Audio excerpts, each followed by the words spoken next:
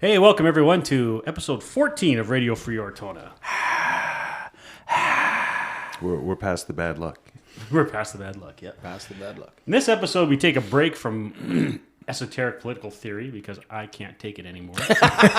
Yeah, I was getting a little. Yeah. Well, yeah, you sit there in the background and listen to the two of us hammer it out. Yeah. Yeah. Eyes So, rolling into the back of your head. so this week, three former corporals are going to give themselves Chesterfield promotions Yep. to Commandante, Yep. General, and Obergruppenführer, respectively. And we're going to talk about Ukraine. And the reason this came up is... But not in the geopolitical sense, I take. No, we're just talking... We In want a to talk, very tactical sense. we want to talk Boots about... on the ground. Yeah, okay. yeah. We're talking... Yeah. Based on the email you sent out last week. Ah, yes. Right? Where I was just Well, I imagine this is going Spitballing. to go all sorts of places. Yeah. maybe. Yeah. Yeah, but your email that you sent out, maybe you want to talk about it, where your feeling was that for this to be any kind of success for the West or for Ukraine, the Russian army needed to be destroyed in detail. Absolute. Yes. Yes. Destroyed. Not defeated. Destroyed. Yeah. So right there, Can you elaborate? right there, I would suggest we've gone beyond the tactical, beyond Absolutely, the yes. operational. Yes. Now we're talking strategic. I thought we were just going to talk about that lowest level, but if we're going to go, if we're going to start up there, I want okay, to we'll start up there, and then we Okay. can move on to the other email you talked about, like Okay. what this means on a tactical level for infantrymen and stuff like that. 'Cause When there are two kinds of ways I think that a nation can be defeated. For the first kind, take 1945 Germany and Japan. Right. There was no doubt in anyone's mind in either of those countries that they were defeated, and that any resistance, any round two would be absolutely futile. Well, then, as the number one example, contrast that to Germany in 1918, where anyone in the German army could have told you that, yeah, they were done. They were defeated. But the war was never brought to the home front in Germany. To the German population, they never really... Those who were not at the front, those who were not at company level command or higher at the front. I mean, there were a lot of people at the section level who, you're not aware of the bigger picture, where they could have felt that, yeah, we were still competitive. We were still fighting. I mean, we had never been pushed from French or Belgian territory. The war had never taken place in Germany. Yeah. And so there was a feeling that, yeah, like the infamous stabbed in the back theory. And it's not just that example. Consider on the American War on Terror, a big part of the Fedayeen resistance was based on the idea that the former Iraqi regime of Saddam Hussein did not feel defeated. Yeah, they were. Everybody knows they were. But they didn't feel they were defeated. And that had a few things been different. Resistance could have continued, on and on and on. They still had the will to fight, basically. Yeah. I think that's the case with Russia. This war is not, in my opinion, not a drive from the individual personality of Vladimirovich, not his inner circle. It's the Russian population has been fed a diet of nationalistic chauvinism since 1943, which the fall of the Soviet Union only intensified. And they are driven by a desire to reclaim their former imperial glory. And they will not abandon that until they themselves accept that they are defeated. Having their army pushed out of Ukraine isn't going to do it, because they're just going to wait, rearm, and in 7 years, do it again, because the motivation still exists. Right. The motivation, the desire for empire still exists. Russia's army must be obliterated with 500,000 of its sons coming home in bags, and that national grief that would cause will have them realize that, yeah, armed force against our neighbors is no longer an option. Do you think NATO can achieve that? Yes. The question is, do you think one, Ukraine can achieve that by itself, or does NATO have to intervene? Has to be done with NATO equipment. Yeah, sure, with the equipment, but with Yeah. NATO troops. Yes. Oh, no. I don't think NATO troops are required. No, you think Ukraine can do it by themselves? I mean, let's not forget NATO is 40 million people. Yeah. Well, what now? You're talking military personnel, Yes. Yeah. And not the populations of the countries. Or what I mean is, it's got 40 million people. It has more than enough of a population base to field an army big enough. Say a nation like Sweden with 8 million could not. Right. A nation like Canada, maybe we got 30 odd, but a nation like Denmark with 4 million could not. Finland, no stranger to conflict with the Russians, is never going to be able to inflict that kind of defeat on the Russians. They just don't have the bodies, whereas Ukraine does. And unlike Russia, Ukraine has gone into full mobilization willingly. Its population supports this war, whereas it's very debatable how much of the Russian population under the age of 25 supports this war, which is important because they're the ones, like they're the backbone of your military. I think the majority of Russian support for the war is Gen X and up, Gen X and the boomers. They're the ones who, I mean, for example, most of your fighting age Russian males have never known Ukraine to be a part of the Russian power structure. They were all born after 91. Their entire lives, their entire consciousness, Ukraine has been a separate nation and a friendly one. So it's difficult for them to reconcile themselves to the message that without control, not having control of Ukraine is an existential threat to Russia. If you're a 23-year-old Mobik, that's hard for you to understand because, well, my entire life Ukraine has been a separate country, and it didn't hurt me any. So that's why I think Ukraine is in a unique position to do this with their own manpower and their own leadership. What they need is the equipment. Exactly. Well, I mean, that's one thing. I mean, you've hit on at least three things off the top of my head, just kind of boom, boom, boom to throw back. Yeah. One is obviously the Ukrainian people have the will. Yes. To pursue this war. I mean, for them, this is truly an existential war. In a way that it is not for Russia. Absolutely. Regardless of the rhetoric that comes out of the Kremlin. Exactly. But I mean, so now there's 4 points because that was the first one. Obviously, the Ukraine has the wherewithal to push through on this. Now, politically, fifth point, and a sidebar. What's coming out lately?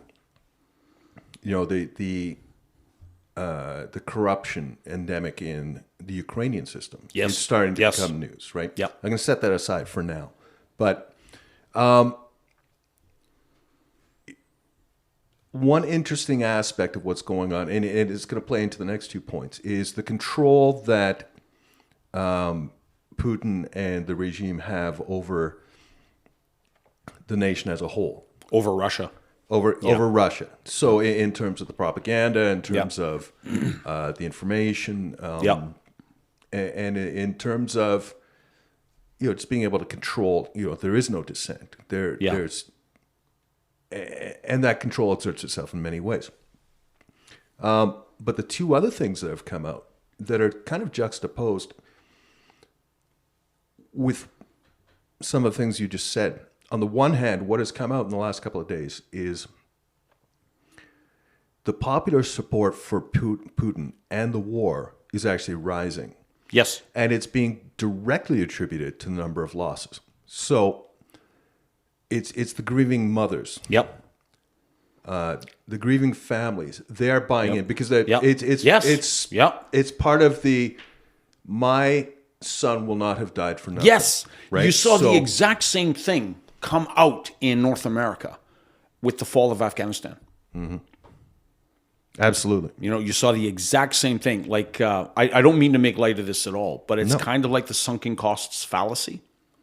Mm-hmm. We've invested so much, and if we lose, If this war ends and we're not victorious, then my son will have died for nothing. And interesting aside, as members of the LER, I mean, that's part of why the taking Ortona eventually passed that watershed, where it was, okay, for the sake of the price paid so far, we got to see this through. We're going to see this through. Yeah. There's a small difference there because before the end of the Battle of Ortona, they realized, because when they hit Ortona, they didn't realize that they were hitting the end of the Siegfried line. They thought they still had a couple bounds to go, couple river valleys to go before they got to the actual Siegfried line. They about didn't a realize day and a half the into the battle of it to the Germans. About a day and a half into the battle, they realized, oh crap, this is actually the Siegfried line, so we have to take it. There was even, I mean, even if the LERs got destroyed in detail within Ortona, they would have thrown more people at it anyway. Yeah, because the RCR were on the outskirts and we're ready to pass through. Yeah. They would have brought in the other brigade. Yeah. But because of still, Ortona. to the Canadian Army, Yeah. it was absolutely important after, I think it was Matthew Halton, Yes. who called it Little Stalingrad. Yeah. It became politically important. And again, I think there's parallels here to Bakhmut, in that I think Bakhmut is infinitely more important to the Russians than it is to the Ukrainians. Oh, there's no question, right? Because they need something. This is the closest thing they've got to it. Yeah, and they have invested so much. The Ukraine, like you notice, the Ukrainians are kind of preparing the information space to say that, you know what? If we lose Bakhmut, it's not the end of the world. And we're only there as a way to attrit the Russian forces. Yeah. That you can see various commentators who have access to information from the Ukrainian officials. Like, and I mean social media people like Operator Starsky, Denis Davidov. They're kind of, and certain statements that come out of Zelensky's office kind of saying, you know, we are only in Bakhmut for tactical reasons. When those reasons no longer apply, we'll withdraw to preserve combat power. Like they're kind of letting people know the Bakhmut is not our hill to die on. Yeah. You are not seeing that out of the Russian space. Well, no, not at all. Because they need something. Yeah. And they've got nothing. And it's not just they need something. They need Bakhmut because they have, like, how many tens of thousands have they lost to get that city? I saw some ridiculous stat. I think it was just today. It was over the course of one 24-hour period, there were 90 assaults by Russian military personnel over open ground. Yeah. In the area of Bakhmut. Yep. All of which failed. Yep. Human wave assaults where they just get a bunch of convicts and launch if you've got 90 of them over the course of a day, that's one every, 15 minutes, give or take? Yeah, but it's not happening all on the same spot. So, yeah. Yeah, it's like across the entire... How many guys in each one? Who knows, right? Yeah. I would say at least a company. You'd have to do... If it's not a company, it's not... If you're not throwing, at least a company... 90 times? Not on the same spot. Because it's not on the same spot. Because their tactic now is to take the low-quality troops, whether Private Conscriptovich, as Perun puts it, or the prisoners that Wagner recruited, throw them against the line to try and find the weakness, and then they either get the VDV or they get the high quality, the higher quality Wagner guys, Wagner guys to exploit the weakness, or at least get the Ukrainians to unmask their defensive positions and their weapon systems. And then they can target those with indirect fires or precision fires to eliminate them. And then that's your weak point. Funnel everybody through it. I read one report that they were doing this. And troops are like water. They will flow into the area of least resistance. And there were two small hillocks that naturally channeled one of these. This is at the beginning of the human wave phase, like about a month ago. Naturally funneled troops into this choke point. And, of course, the Ukrainians had that already laid on with their medium machine guns. And it was a World War I kind of type, Battle of Tannenberg kind of type engagement. where the Russian you can call it casualties. that. What's that? If you can call it that, it's not much of an engagement. Because, something got engaged. The convicts could get to a certain point, got into the beaten zone, and then nothing got through it. So the corpses literally began to pile up to the point where they formed a berm that would stop Ukrainian small arms fire so that the Russians could now get as far, because they were shielded by these two small rises Yeah. and this 5-foot berm of meat in the middle. And that allowed the Russians to at least approach that. It gave them like 100 meters of free advance. The Ukrainians had to hit that berm with 2 anti-tank weapons to clear it. I mean, so this is where we hit, and we haven't even got to the last point, but these are the two things that are at odds with each other, and where the propaganda, the information control that the regime exerts is so critical. Because if the Russian people understood the callous manner in which their sons are being used in the undertaking of this war. Mind you, Right? they're pretty smart in how they do this. They're not taking guys from St. Petersburg, Volgograd, Novosibirsk, and Moscow and doing this. They're taking convicts. Yeah. And these people are reviled, like convicts are, like these are people guilty of some pretty heinous crimes. It's not the guy who's getting out in 4 years who's volunteering for this. It's the guy who's going to spend the rest of his natural life in a penal colony because he murdered, 3 prostitutes. Yeah. It's the lowest of the low who are utterly unredeemable in the eyes of the Russian public. Okay, so that's who is doing this. That's his only shot. That is his only shot, so he's willing to do this. Second of all, you've got Rosguardia and a certain number of Chechen Oman forces in the rear esh that will execute anyone who is not moving forward. I mean, they've taken a page right out of World War II in that they have internal security units right behind these Wagner units. And a lot of Wagner doing it itself with its more experienced cadres, its more reliable, how would you say, first-generation cadres, who are basically, you're going to advance that way, maybe you die. If you don't, I guarantee you die. If you try and stay here or go back, I guarantee you die. 100% chance of death. Go that way, you got a shot. Right. But again, my point is it's juxtaposing the channeled grief of the families. On the other hand, it's the fighting age males, right? They're the ones who, when mobilization was first announced last year, they're the ones who all disappeared across the border. 1 million of them. And one of the things that kind of blows my mind, with all the control that the regime is exerting, for whatever reason, they hadn't closed the borders.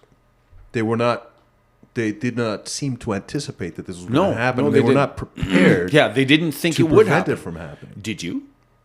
Did you think that 1 million young Russian men would flee over the border? I don't know what I was thinking at the time. In retrospect, it doesn't surprise me at all. In retrospect, but at the time, I didn't expect it. I thought there'd be some, but that kind of exodus. Well, you've already hit the nail on the head. Yeah, you talked about a nation where it's all Gen X and boomers who are behind the war. The ones who actually have to fight the war and die are the youth who, as you said, do not see an existential threat to the nation. And themselves, so that they are all of a sudden seeing an existential threat to themselves. They are also the least susceptible to state propaganda, in that there's not a lot of Russian 60-year-olds or 58-year-olds who know how to use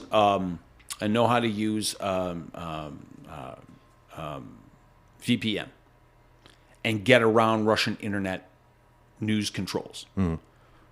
Every 18-year-old knows how. Yeah. The younger generation in Russia was much more plugged into the global economy, much more connected to information and people outside of Russia. Well, it's less about to me, it's less about the global economy than the global culture. Yeah, yeah. I'll go with that. And so they had access to information sources outside of the Russian information sphere that Gen X and above did not. The other thing is, I'm pretty sure that a lot of it was a flash mob. And that the first few runners went for the border and realized it's completely open. No one's trying to stop us. So they texted all of their friends. No one's stopping me, man. I'm out of here. I'll see you in Finland. Yeah. And then everyone said, or Georgia or whatever, or Kazakhstan or whatever. And some of them said, you know what? Dudes, we got to get out now. This is our chance. Have a bag packed. My car's going to be in front of your place in 40 minutes. Let's get out of here. And I think it went by wildfire. And you already had people who were leaving the country anyway. Yeah, you're always going to have that number who are leaving. Yeah. But once they discovered that, this is a gap in the wires, so to speak, that the Russian regime was not prepared for us to do this, let's get the hell out of here. And I think I got no. Okay, first of all, I got no data behind this. This is my gut. I think it rapidly spread through informal networks, like through Telegram channels, through SMS.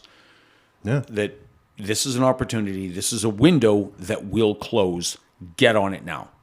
Oh, absolutely. I mean, and you can't you can't track that and shut it down in real time. And so exactly. So to the guy who's sent the message, he's already fucked off across the border. He's already gone. So there's but no he sent the him. message. Literally, it went viral. That's my supposition. Yeah. That one guy, you got 10 guys who hit the border all at the same time. They all text 20 of their friends. Yeah.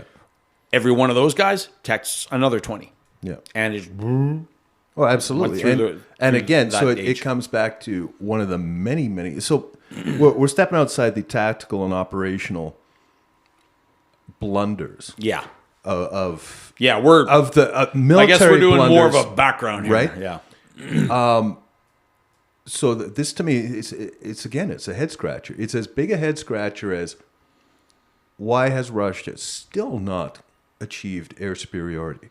I mean, since the Second War, air superiority has been critical.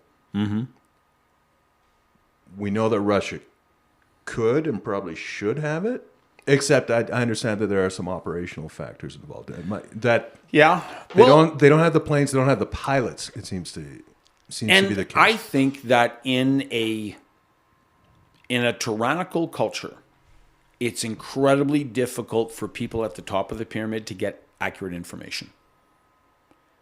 Everyone is so afraid of handing in bad news that if you are in a position where you command large forces, like if you're a brigade commander or higher, finding out what is actually happening is incredibly difficult. No, especially in an army such as theirs, because the morale is shot, it's rife with corruption. It's all about blame storming, so nobody wants to step up to the plate and say, hey, this happened.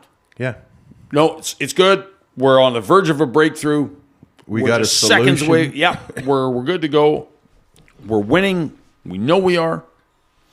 Well, no, you're not. I got to say, one thing I'm taking away from this experience, given the authoritarian nature of the Soviet or of Russia, you know what? You are not the first guy to say that. to make that mistake. Yeah. And over again, I have heard that this has taught us the Soviet Union did not fall. It simply got renamed. It simply contracted to the Russian Federation. Well, I mean, you look at Perhaps, things now, especially since Putin. Not economically, but politically and culturally. Yeah. Poor old Steve is trying to say something for once. But we won't let him. My point is, so I mean, the authoritarian nature of Putin's Russia. I think authoritarianism. This is my personal belief, and is that this kind of authoritarianism always leads to corruption, right? And we saw that, and we saw what the corruption did. Yep. I mean, Perun did a couple of videos, I think, on it, on how corruption destroys militaries. Yep. Right. So, given that Xi is like the new Mao, and I can't think. And he's in the same situation. He's in exactly the same situation, or maybe even worse. Yep. There might be more people in Russia willing to give Putin bad news than are in China willing to give Xi bad news. I would support that supposition. If the Chinese have a go at Taiwan, I think the the situation looks Very similar. Yes, I agree with you. Very similar to Ukraine.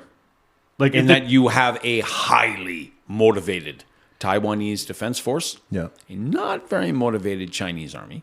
then Every one of those fighting age Chinese guys has never known Taiwan to be a part of China and knows that it is not an existential crisis for the PRC. how many Chinese tanks don't start? How many Chinese landing ships sink on the way Yes. in the strait? Never mind attrition from U.S. submarines, Yes. right? How many Yep. how many just sink because they're crap, right? Like, Yeah. the Yeah. Chi- Sink on their own. when Yeah. was the last time the Chinese military fought a significant war? It was 1979. the Sino-Vietnamese War, Yeah. right? The second, And they didn't do super well. the second Sino-Vietnamese War, or whatever. Yeah, and they did Yeah. not do well then, Yep. right? And they haven't fought anything since.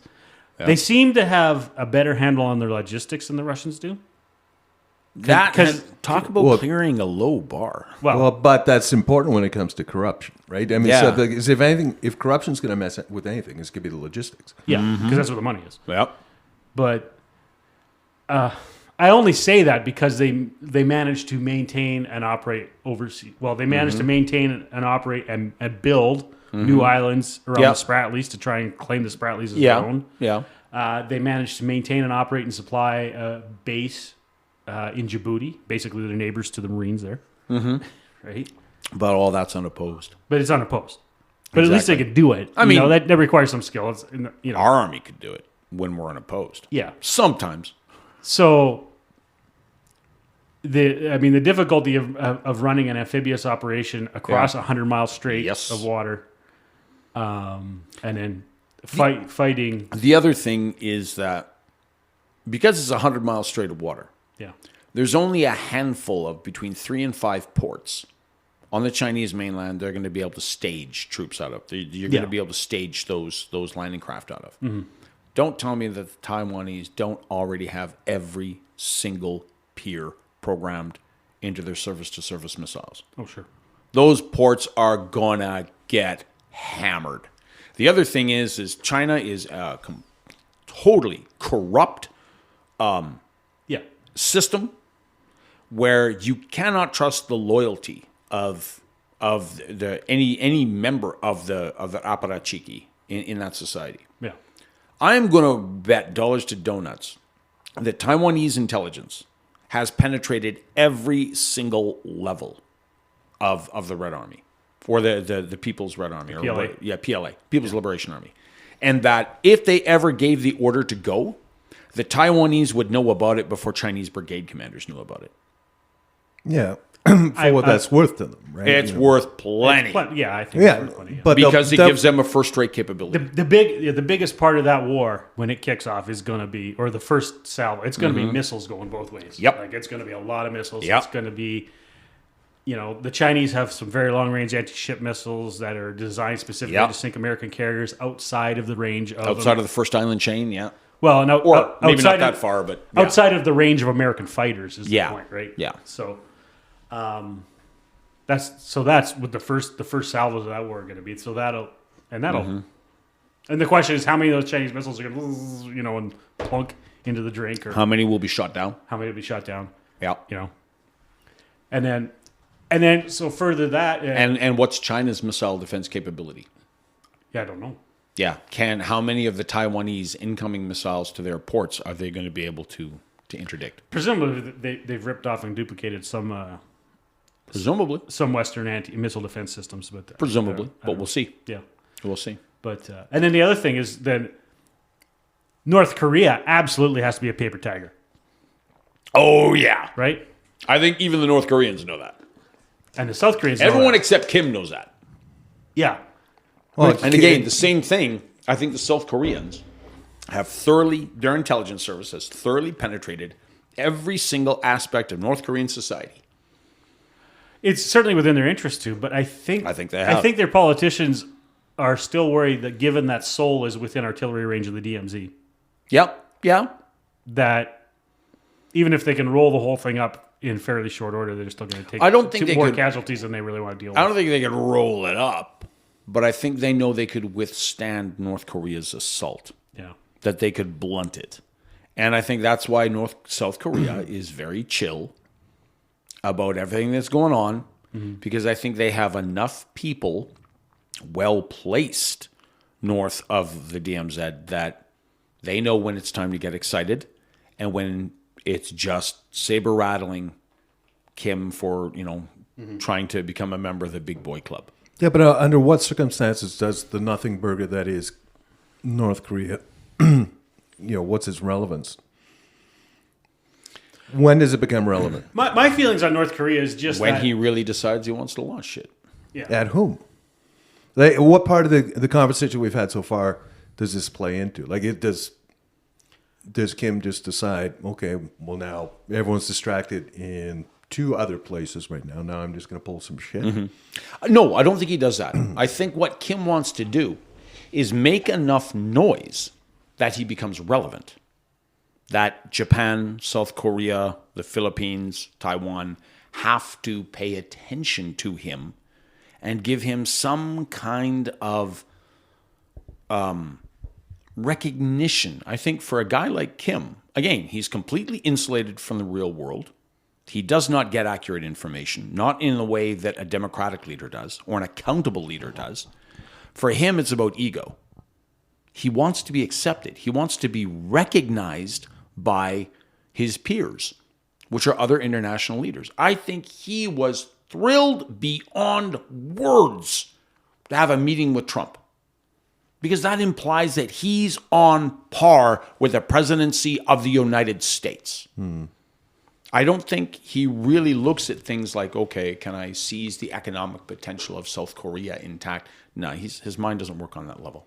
He's much more provincial than that. I feel at this point, and this is kind of why I asked the question, we've digressed. So we've gone from Ukraine to Taiwan. Us? I know, shock. Digression? No. We never do that. we'll get back to the Ukraine. We'll get back to Ukraine, yeah. Well, I think Taiwan is relevant. Yes, it is. And because I think Taiwan, forgive me, I'm going to jump in here because I think this is something you can illustrate on. There is much, much more for the West, and particularly the United States, to lose by Taiwan being in a war. The United States will be directly threatened by the loss of Taiwanese industry in a way that it is not with Ukraine. So if Taiwan is attacked by China, there is no way the United States can sit out. No, they can't. And so it is vitally important to the United States to deter China. So if they can do that by propping up Ukraine, that's a very good reason for them to do so. Well, I think, getting back to Ukraine, that the reasons for supporting Ukraine are endless. Goes without saying for the West. From a democratic point of view, from a shaping the global order point of view, from a security point of view. Every possible reason. In so many ways, this is analogous to Germany of the 30s, and just everything that was going on then, and the appeasement that was going on, from the reoccupation of the Rhineland,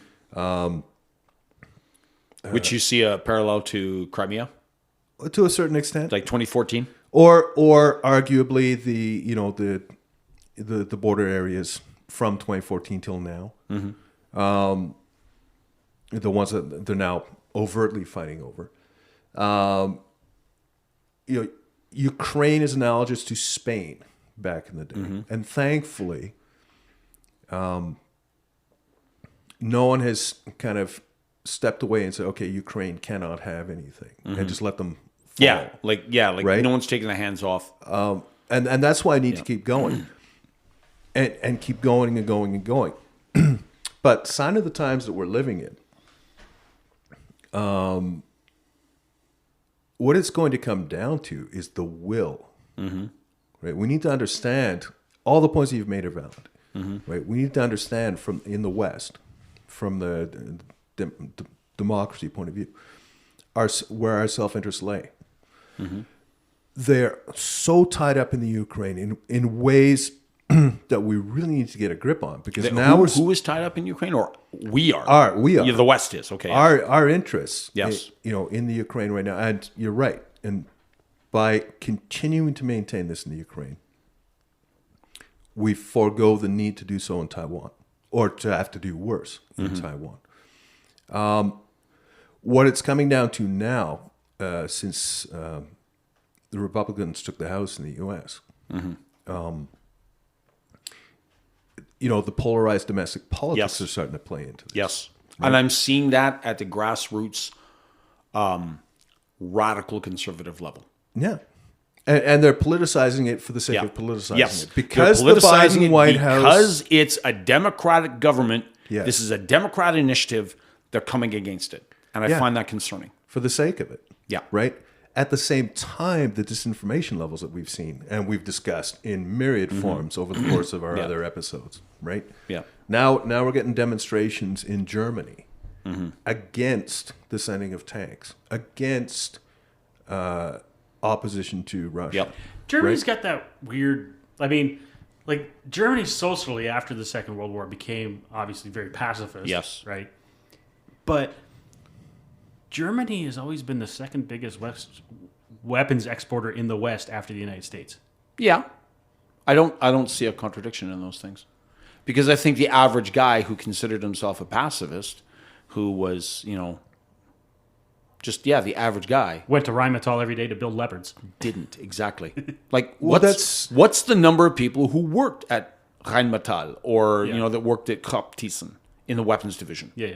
Like, we're talking like 2,000-3,000 people in a nation of, 45 million? Or no, 56 million? Yeah.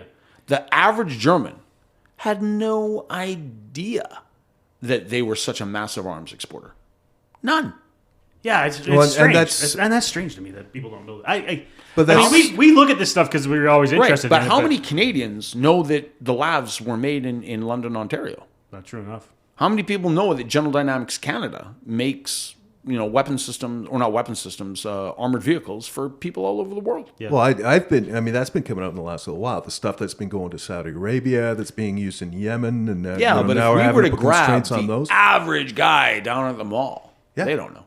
They wouldn't even know what General Dynamics Line Systems is. Well, hell, don't even I've know I've been surprised, with all the announcements. Before it was tanks, it was fighting vehicles, and to find out how much Canada manufactures and will be supplying. Like, okay, now we're going to issue another 4 tanks to, okay. Yeah, the rest of the, for us, but that's huge. That is huge. And then the rest of the world is looking at that and saying, 4? Yeah.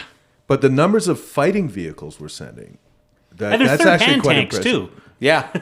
Yeah, the Germans gave them the Dutch. We bought them from the Dutch. Yeah. Oh, fuck. Pardon me, my short-term memory is so shot these days. But anyway, back to the to get to the issue of Ukraine and fighting this.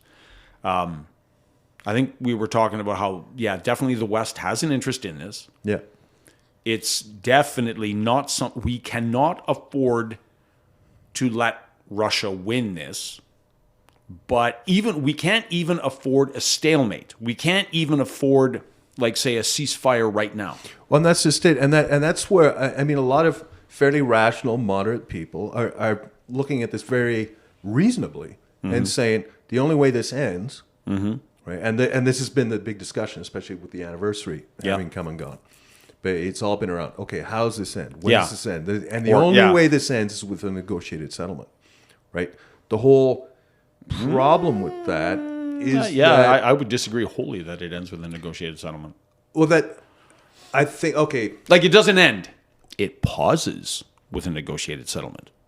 Well, I it does not think end. that is one of the things that the concepts is on the back burner to any negotiated settlement. That if there's negotiated settlement, it's going to be like the 2 Koreas. Yes. It's just going to be a perpetual Low intensity, perpetual grinding conflict, which is 100% in Russia's favor. Yeah. And Russia is absolutely, I think their long game is absolutely gearing towards that. And that's what we need to understand. And this is why I brought up the two things I did. We need to understand the West. Yes, it's all very nice to think reasonably. But our self-interest is so tied up in this that we need to keep feeding the Ukrainians whatever it is they need, whatever they need to achieve an end game, which blunts. And now we're coming back to the original thesis of your email, slowly but surely. Yeah. Right. But again, it's going to come down to the will. We're seeing what's happening in the U.S. Yeah. We're seeing what's happening in Germany. It's the mobilization of information or misinformation that is now starting to start seeping out in some rather insidious forms. I mean, that there have been people here, people I love and respect, who are buying into some fairly what I would call tinfoil hat theories about, why Russia is doing this. And it's because of secret chemical labs that the U.S. is setting up in Ukraine and stuff like that. I'm like, holy shit. But you know what? You got to give credit where credit is due. The Russians are very good at info ops.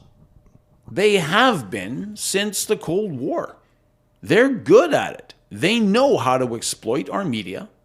And in the information age, just gives them more channels to do it. They're good at this.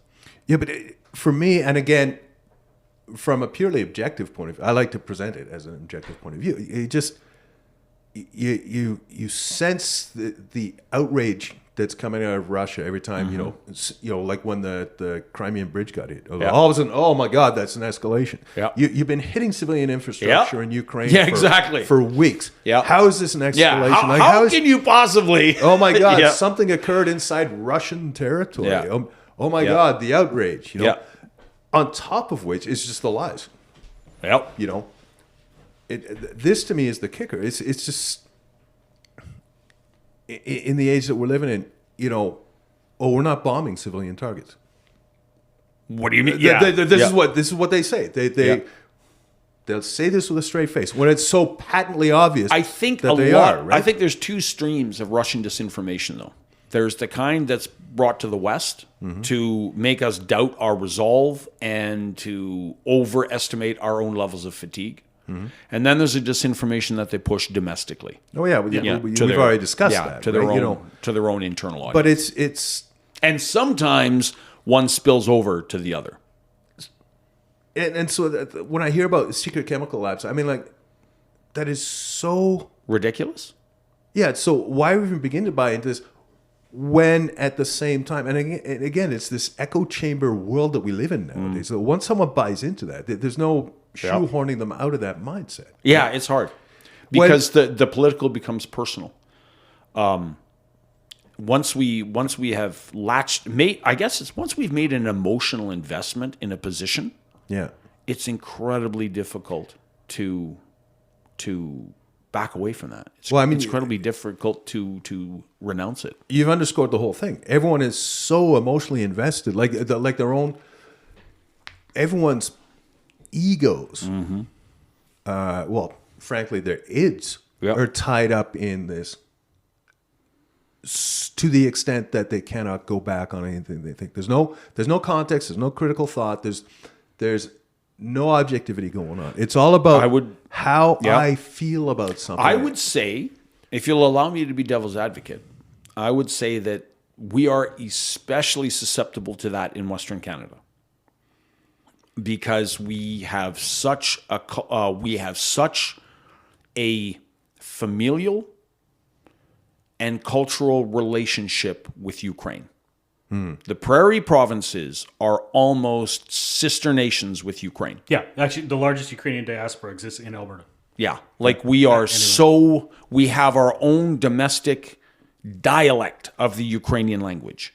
We are so culturally tied, particularly post-1991.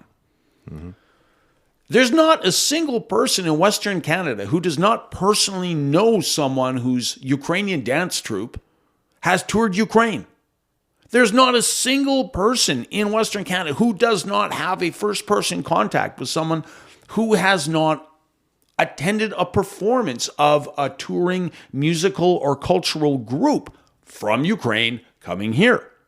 Our connections with Ukraine are so intimate that I don't care if Joan of Arc herself invaded Ukraine. We would have been against it.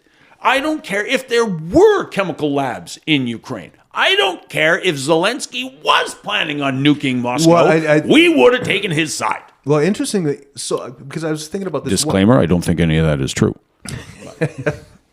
One of the things that's come out, I think this was about 2 weeks ago, the discussion around the Nord Stream 2 and the sabotage of it. Yeah. Now, there was supposedly a well-known and respected and verified expert of some sort, American, who has been quoted in many ways. I can't remember his name. Yeah. I'd never heard of the guy before. But supposedly, he came out recently regarding a report that states that the Nord Stream 2 was sabotaged by American spec ops. It's a Western thing. Okay. Right? And so my mind went some interesting places from there because we live in a time of quote unquote fake news. We live in a time of echo chambers. We live in a time of a lack of critical thinking and misinformation and disinformation, right? But you just hit on an interesting point from an objective point of view, I think. Or how objective can it be? Yeah. Because to a certain extent, I'm hearing that and I'm like, I'm trying to assess for myself how much I give a shit of whether or not Nord Stream was That's blown my up position. by the U.S. That's my position. I really don't care. I want Ukraine to win this war. Yeah. I want Ukraine to survive as a people. And it's very difficult to do that if Russia is being funded by its petrochemical exports. Yeah. And at the time that this occurred, it was still a possibility. So the Germans were absolutely they were going to buy Russian gas as long as they could. And again, I understand why that is. Yeah. I understand why that is. But it was still propping up Russia. Yeah. And again, we saw the Germans build new infrastructure to obtain natural gas exports or imports for them via other means. So there was a moderate amount of pain for the Germans, but not an existential amount of pain. Yeah. So the German leadership, let's call a spade. Olaf Scholz has been the biggest friend that Putin has had internationally. He has done more to assist the German war effort, or not German, the Russian war effort, than any other foreign leader combined. There was no way he was going to countenance doing that unless his hand was forced. So I don't care if the Martians blew up the Nord Stream pipeline. I agree. It's a good thing. It's just... Good thing. Oh, okay, here we go. Claim that U.S. blew up Nord Stream pipelines relies on anonymous source. I don't, Okay. to be honest, I don't think the Russians did it. It's not in their interest. They wanted that pipeline open because they needed the revenue. Yeah. I don't think the Germans did it. There's two ways you could look at it. No, I'm definitely sure the Germans didn't do it. The Russians, it makes less sense for the Russians to have done it. Yeah. But maybe if the Russians were like, To maybe bring Germany to its knees. we're hoping to bring Germany to its knees, and they're hoping for a cold winter. Yeah. And But they what would they gain didn't from get that? that. What would they gain from that they aren't already getting from Scholz, dragging it? Like, for example, Scholzing is now a verb meaning to verbally support something, but doing everything in your power to not do it. Like, what would they gain from that they're not already getting from the Social Democrats? Well, I think what... Sorry, go Well, ahead. it was up to... I mean, Schultz had to be the guy who just said, okay, we'll let all the leopard buyers export their leopards to Ukraine. So maybe... And he stalled on that for how long? Yeah, but that was only once Poland pushed the envelope and said, Yeah. okay, we're gonna doing give it this to no him matter what you say. Yeah, whether you So- like it or not, we're doing it. Yeah, so the Poles pointed his hand. But Yeah. He did everything he could to stop that. So maybe we just hit on the key point, is Schultz needing his hand forced every time, Yeah. right? But Yep. I agree with you, Steve. Schultz, Why don't you one finish word- your thought Yeah. about why the Russians may have blown it up? Yeah, I think if he could have brought Germany to his knees, maybe Schultz gets on a plane, goes to Kyiv, and says to Zelensky that, look, we can't give you any more stuff because we're, Our backs are against the wall. our backs are against the wall. We're dying here. Okay. And what do you think? We got to come to terms and repair. So the let's pipeline. workshop this out. What does Zelensky respond with? Well, here's the other problem. Okay, so there's been a reporting. There's probably only been like one report that's been repeated a number of times.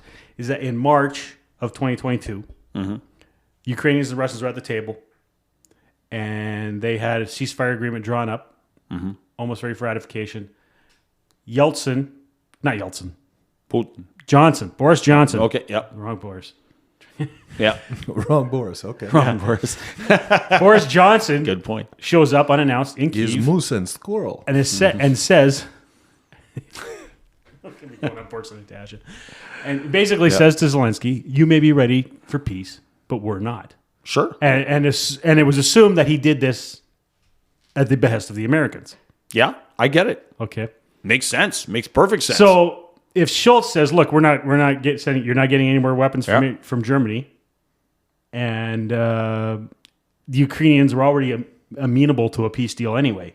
in March of 2022, Sure. when the Russians are knocking at the door of Kyiv. But they'd already had some of their best successes. I mean, they hadn't recaptured Kherson They hadn't done anything yet. They were completely Kharkiv. on the defensive in March. but they'd repelled. They'd held. No, not by March. They'd No. overachieved by that point. They had survived more than 5 days, which to us was a complete overachievement. Yeah. But the Bucha was still very much a combat zone. Hostomel was still held by the Russians. Kharkiv was still under siege. The Russians were at the gates of Mykolaiv. Mm-hmm. I mean, the Ukrainians were barely hanging on. At that point, a ceasefire, a pause, just to let them try and get their feet back underneath them, would have been in the interests of the Ukrainians. Mm-hmm. Okay, let's Absolutely not in the interests of NATO and the Western world. Right. Yeah, okay, so that's where you're going to go with this probably. So, okay, carry on, Steve.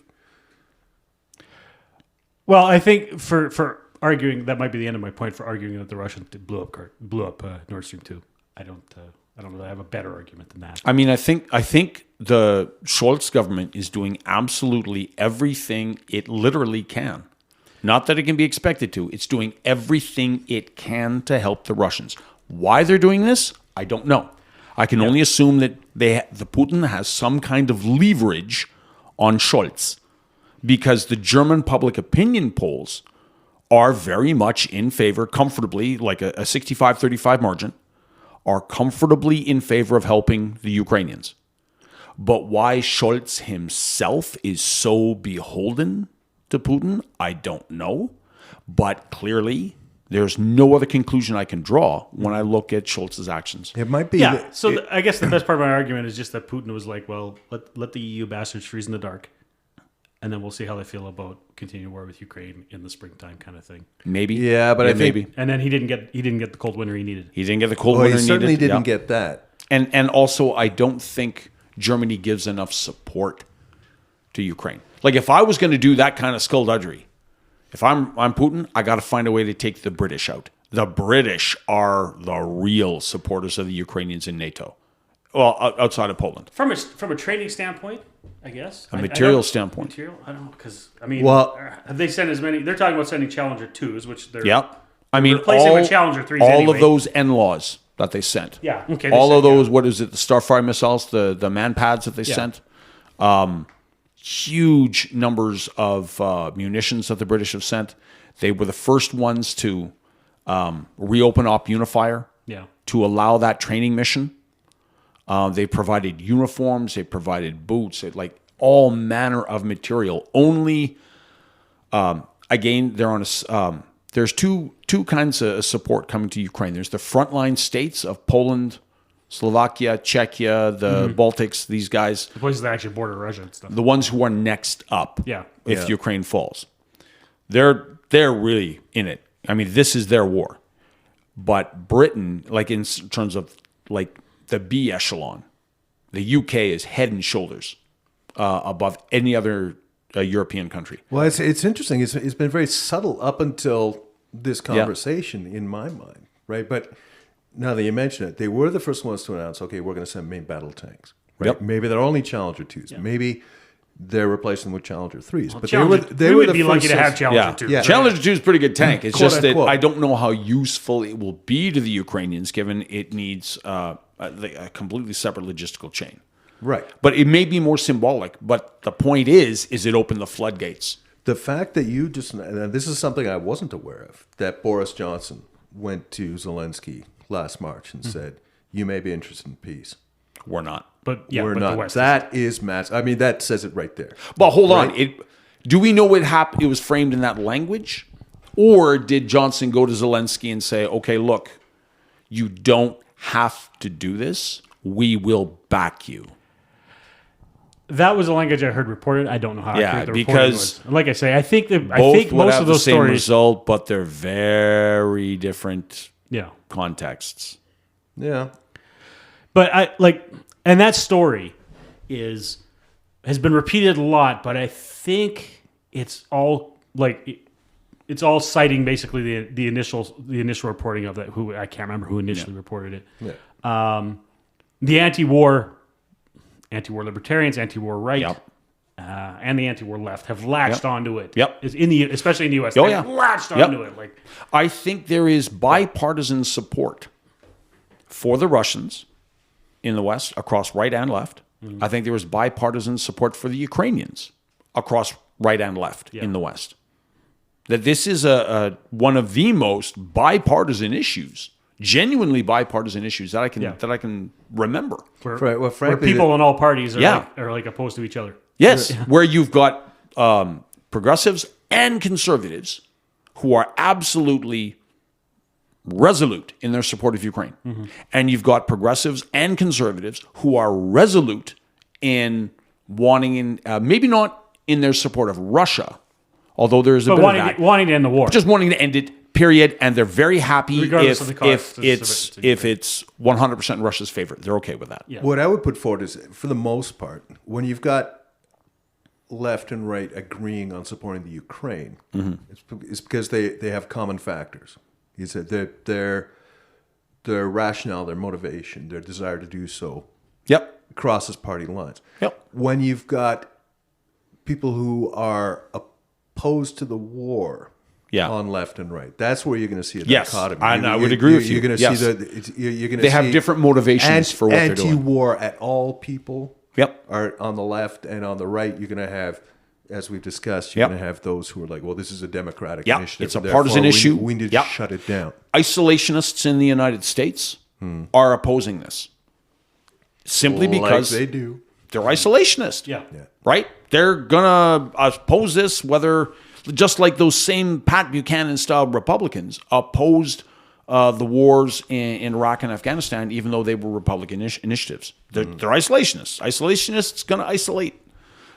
You've got like the anti-war pacifists who just want to end, period, because they don't like they see it as an opportunity for a military-industrial complex, who they oppose under any circumstances. You've got, I think there's a small constituency among the progressives that still have an emotional affinity for Russia. And these are the old Cold Warriors. There's that aspect to it.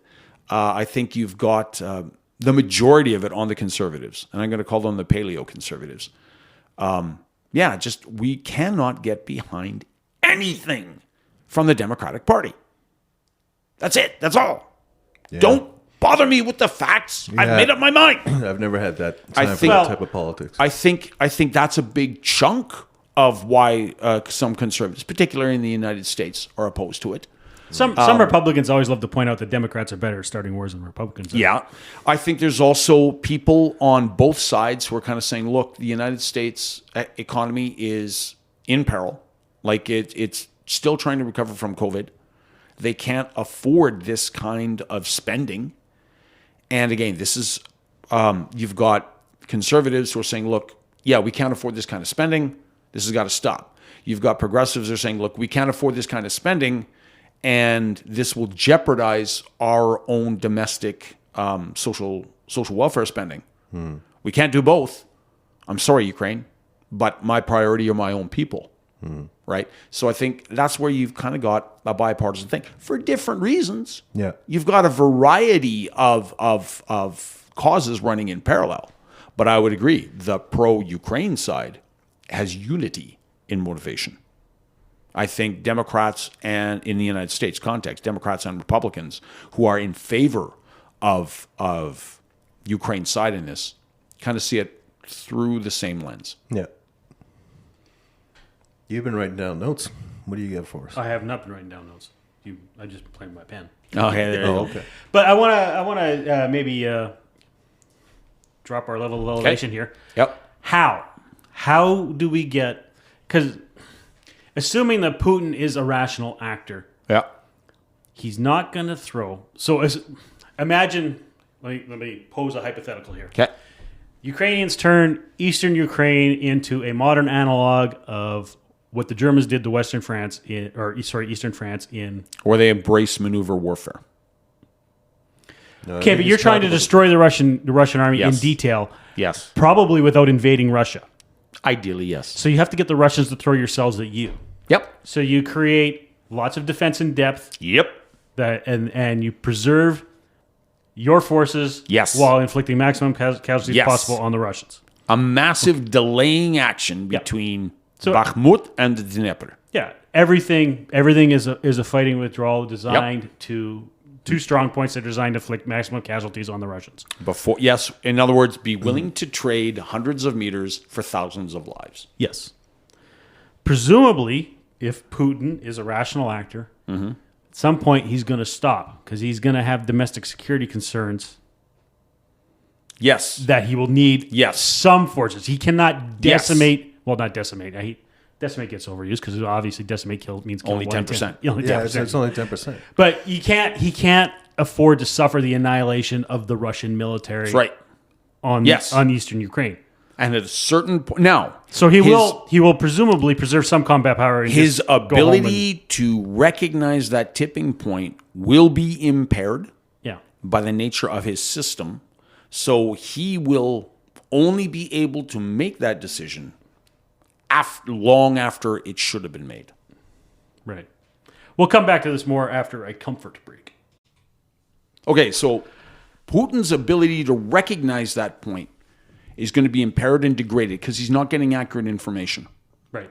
So that decision is going to be made 10 to 15% later than it should have been, Okay. after it's already at a disadvantageous point. That's when the Ukrainian offensive begins. Let the Russians come to you and attrit themselves and attrit themselves and attrit themselves. And you gradually trade ground so that the Russian commanders can go back to the Kremlin and say, we're winning. The Ukrainians are going to collapse any minute. We just need one more push. Just keep on. Don't let up now. When finally the inescapable conclusion, when you see through all the yes-manning, is, oh my God, my ability to maintain control domestically is now threatened. I need to be happy with what I got. This is the end of round one. I need to pull my guys back. I can't keep on this kind of offensive. It's going to be a Pyrrhic victory. Right. As soon as the Ukrainians realize that, unleash the armored reserves of all of your NATO equipment, your mechanized equipment that you've been keeping and building up and training your people on. This is going to be, I figure, late July. You've got 2.5 months. So you need And I think they're only going to need half that. you need a Ukrainian Patton who's skilled at the pursuit Yes. and to run Or the Russian army more into the ground. like Do you a Ukrainian von Manstein who knows how to get around behind the Russian spearheads and cut them off. right? If you're Ukrainians, if you're the Ukrainians, do you let them cross the Dnieper if you have the choice? I don't think the Russians can. Yeah. If it came to that, yeah, I'd let them do it down at Kherson maybe. Yeah. I think let them do it in the militarily, south. yes. Politically, And maybe a few bridgeheads. Yeah. Let them have a few bridgeheads, which you then do what the Germans did to Anzio. Yeah. But I don't think it will come to that. I don't think the Russians have the ability to force a river crossing without capturing bridges intact, Right. like they did at Kherson. I'd be impressed if they did.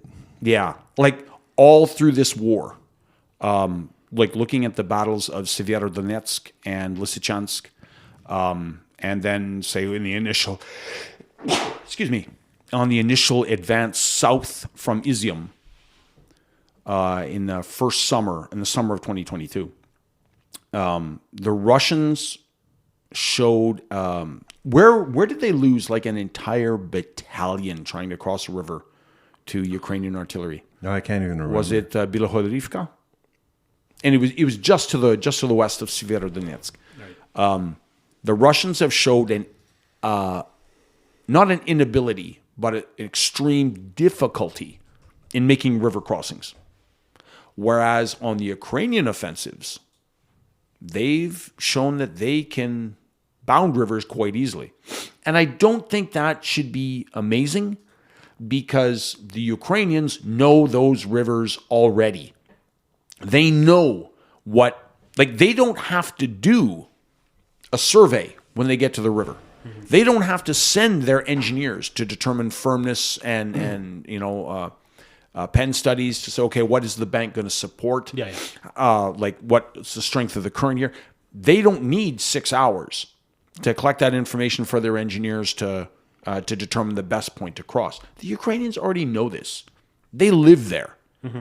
So they already know in advance, when we hit the Bakhmutska River, we know we cross here or here or here. That's the best bet. So prioritize those guys. So they have that advantage when they're bounding rivers.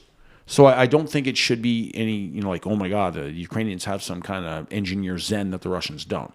They have a couple of intrinsic advantages that I think the Russians don't. Well, I think another thing that's come out again, all the articles in the last week or so, 2 weeks leading up to the anniversary of the war. The Russians, apparently, the maps that they had are Soviet era. A lot of them. Yeah. And there are a lot of see that. And it was actually the article I was reading was specific to the convoy that got stuck outside of Kyiv. Yeah. Coming southwest from Belarus. And because they had these old maps, they were so old, they didn't have villages and towns on them. Oh, that now exist. That exist now that have I can see that. That have sprung up since. So they were expecting 91. open road, and they found an urban area. Yeah, I can see that. Yeah, totally. So again, there's that going on. I think you're speaking in ideals, and that is kind of the point of the conversation we're having right now. I don't think we're going to have that luxury.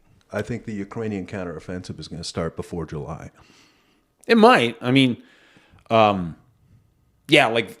I'm speaking in terms of what I think they should do. Yeah. Not necessarily in terms of what they will do. Yeah. I think politically they have to get on the offensive as soon as possible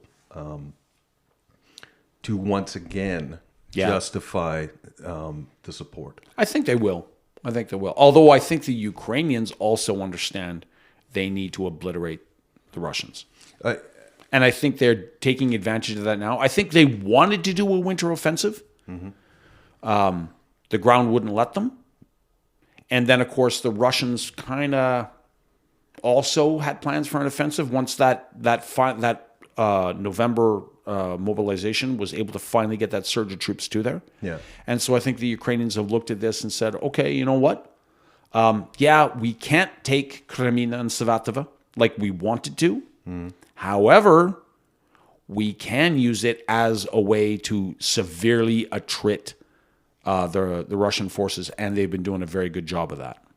I think all this being said, and I agree with you, I think the Ukraine, even if it does start its offensive before July, under the ideal circumstances that you're describing, are still going to be able to achieve some significant permanent reduction of Russian forces by encirclement, by capture. Yeah, I don't think capture is really in their interest. I think obliteration is more what they need to do. Do you think a lot of the people on the anti-war side, specifically the United States, they're freaking out about the possibility of nuclear war? Do you think it's overblown, or do you think 100%? Yeah, Zero chance. You think there's zero chance? Zero chance in nuclear war. Tries a tactical nuclear weapon or nothing. Nothing. I think if he tries anything non-tactical, that's when someone within the regime close to him pulls out a pistol and Wax him. Well, like, I mean, Zihan was saying, I think when he was on Rogan, he was saying, look, that, you know, I don't know how he knows this. I don't know if it's true. I think maybe his belief in the U.S. intelligence gathering capabilities are a little exaggerated, but he's saying, like, you know, we know where Putin, or the United States government knows where Putin is at all times. They're listening to every one of his phone calls. The Russian information security is pretty poor, he's saying. I'm like, maybe. I think he's a little overblown. I think he's a little overblown. Yeah. So, I mean, if I'm Biden, and I'm not a senile, cranky old man, but you're like, you make that your red line, but try not to be like an Obama red line, and just say, look, any detonation of nuclear weapons would result in the death. Yep. And it'll be the foremost foreign policy objective to seek the death of the United States, to seek the death of Vladimir Putin. If I don't even think you need to say that. And politically, you don't want to say that. No, but it would be communicated through channels. It needs to be communicated at some level. Yeah. You don't hold a press conference. Kind of like the way I look at it is, let's say he does play the nuclear card, and he does hit Ukraine. And let's say now one isn't going to do it. If you hit Kyiv, again, there is severe disincentive to not hit, or there's a severe disincentive for the Russians to hit Kyiv. The Russians have a very, very deep cultural, historical, and religious connection to that city. Right. It is often seen as by many Russian Orthodox fundamentalists who have a great deal of influence within Putin's regime, that it is the birthplace of the Russian Orthodox Church. So obliterating Kyiv, I don't think that's an option. But let's say I'm thinking more along the lines of using it to force some breaches in the or attack nukes. Yeah, exactly. So I'm not thinking strategic. So we hit just enough to obliterate Lviv, Kharkiv, Mykolaiv, and then punch some holes in the Ukrainian formations. Yeah. There's a couple of difficulties with that. ISW themselves have also recently put something out on this. Russian doctrine on this is inherited from the Soviets. The idea is that you nuke, you do not bypass, you roll through. That gives you that shock action in that you're not taking the time to go around the hot zone. You're going right through it. The Russians just don't have the equipment and the gear anymore to shield their people and their tanks. Right. Okay, so they don't have doctrinally, logistically, they don't have the ability to exploit TAC nukes. Not the Russian army as it is today. Right. They don't. If they were to hit and just weaken the Ukrainians by taking out major cities and say bringing them to their knees, and then, because again, the ability of the Ukrainians to fight the war, if every major city or most of their major cities except Kyiv were hit, it would definitely probably take Ukraine out of the war. It would probably force them to the table. And let's say the West didn't massively retaliate. What message does that send to every single small country in the Chinese orbit? What message does that send to Taiwan, to South Korea, to Japan, to the Philippines, to Australia, to Singapore? The only way to vouchsafe your safety is to have your own nuclear deterrent. Right.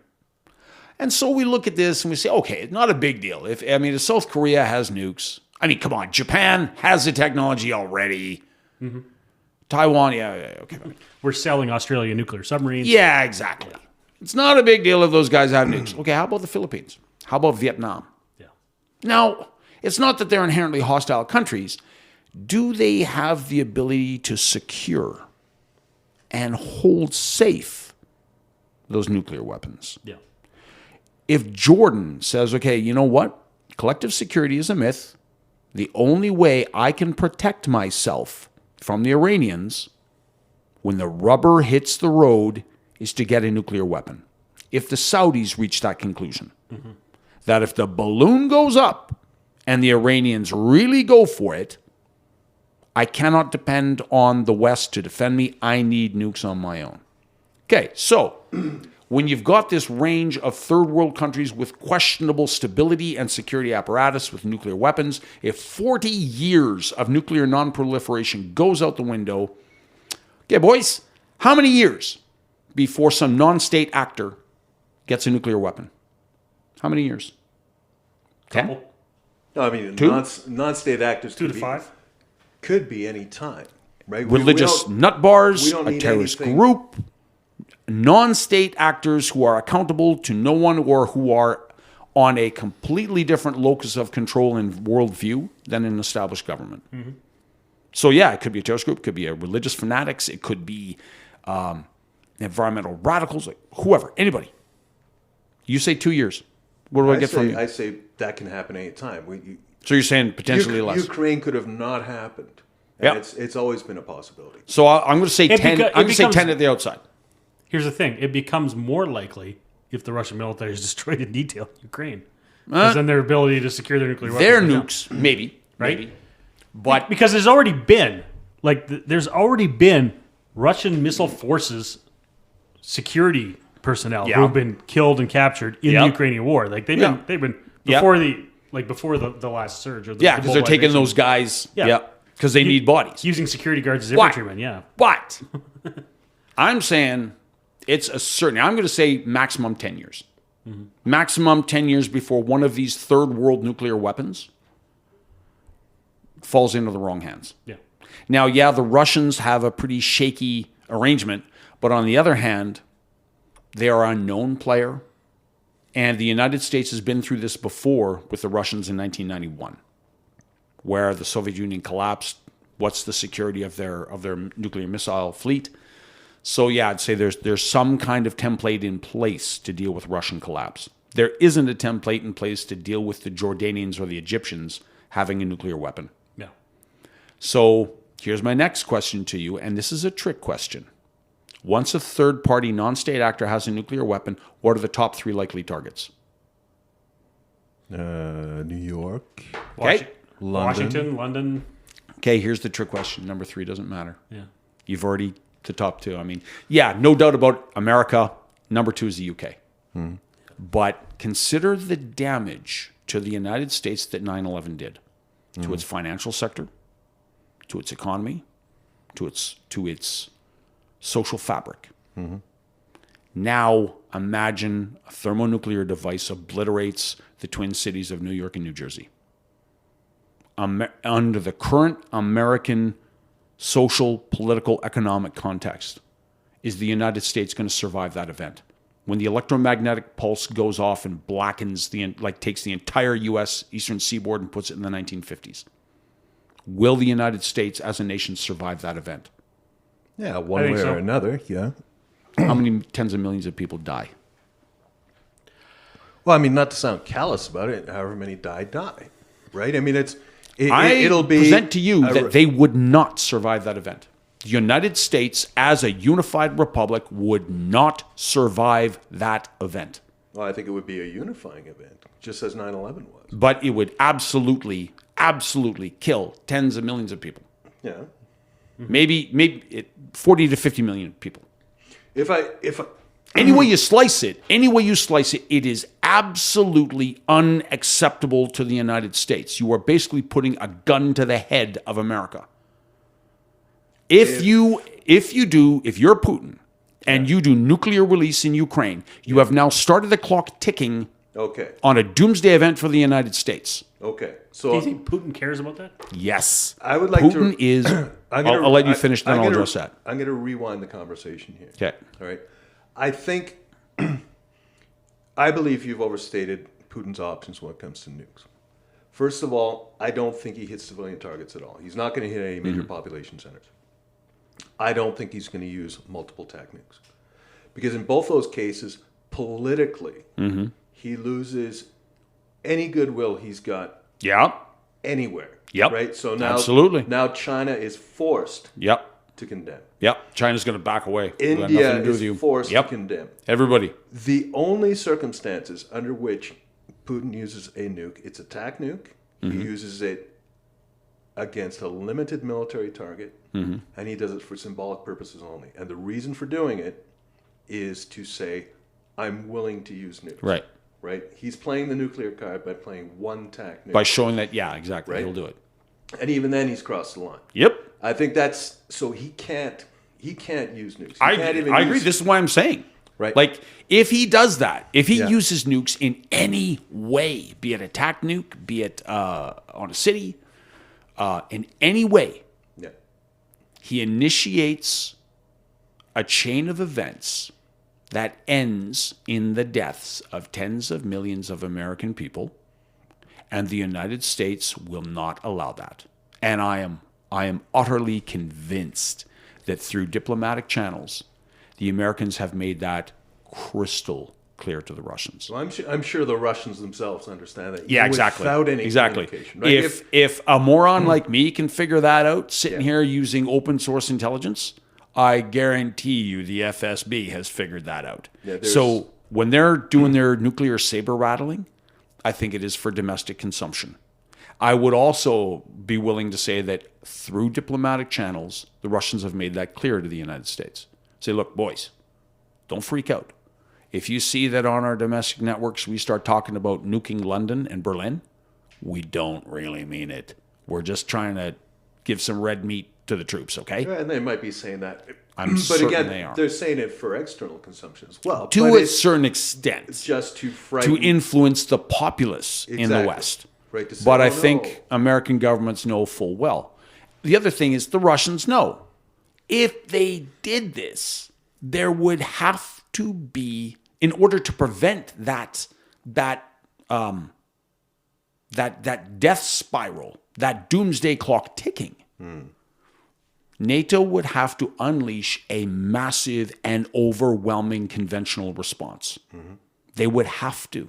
Yeah. They have absolutely and I think no the Russians choice. understand that The as Russians understand that. They're not playing the nuclear That card. being said, I think Putin may get away with one attack nuke, and that would be the card that he would play. The ramifications are as you just described them. In fact, and I think I mentioned this at the time. You texted once, Steve, one morning, and you said, "Well, this happened," right? And I didn't get a chance to preview the attachment you sent in that text. I thought, "Oh my God, Putin's done it. He sent an attack nuke." Yeah. Instead, it was Johnson's replacement stepping down. Oh, she right, lasted, right. Yeah, like a couple of days. Yeah. She'd lasted however many Hours. couple of weeks she had it. Yeah. But that was the time. That you thought it had happened. I thought it didn't happen. I can't even see them using even one. The costs for the Russians would be so high. The cost for the Russians would be total. Yeah. It would be total. They're just not going to win. And I'm going to address this point. Putin is a very rational actor. Very rational. His end state is keeping alive and retaining his grip on power. Right. He has done nothing so far that really throws that into jeopardy. I mean, yeah, you can say, like, you shouldn't have done this war. But by all indications, he thought within it was going to be done in 5 days. Yeah, within the context of Yeah, no, we absolutely. all believed him. We all thought it was. We all thought we all thought the same thing. We all thought the same thing. He didn't think it without cause. Yeah, exactly. He's been very shrewd and very practical in his decisions since he took power to February 2022. Yeah. And again, his biggest problem now is he's not getting accurate information.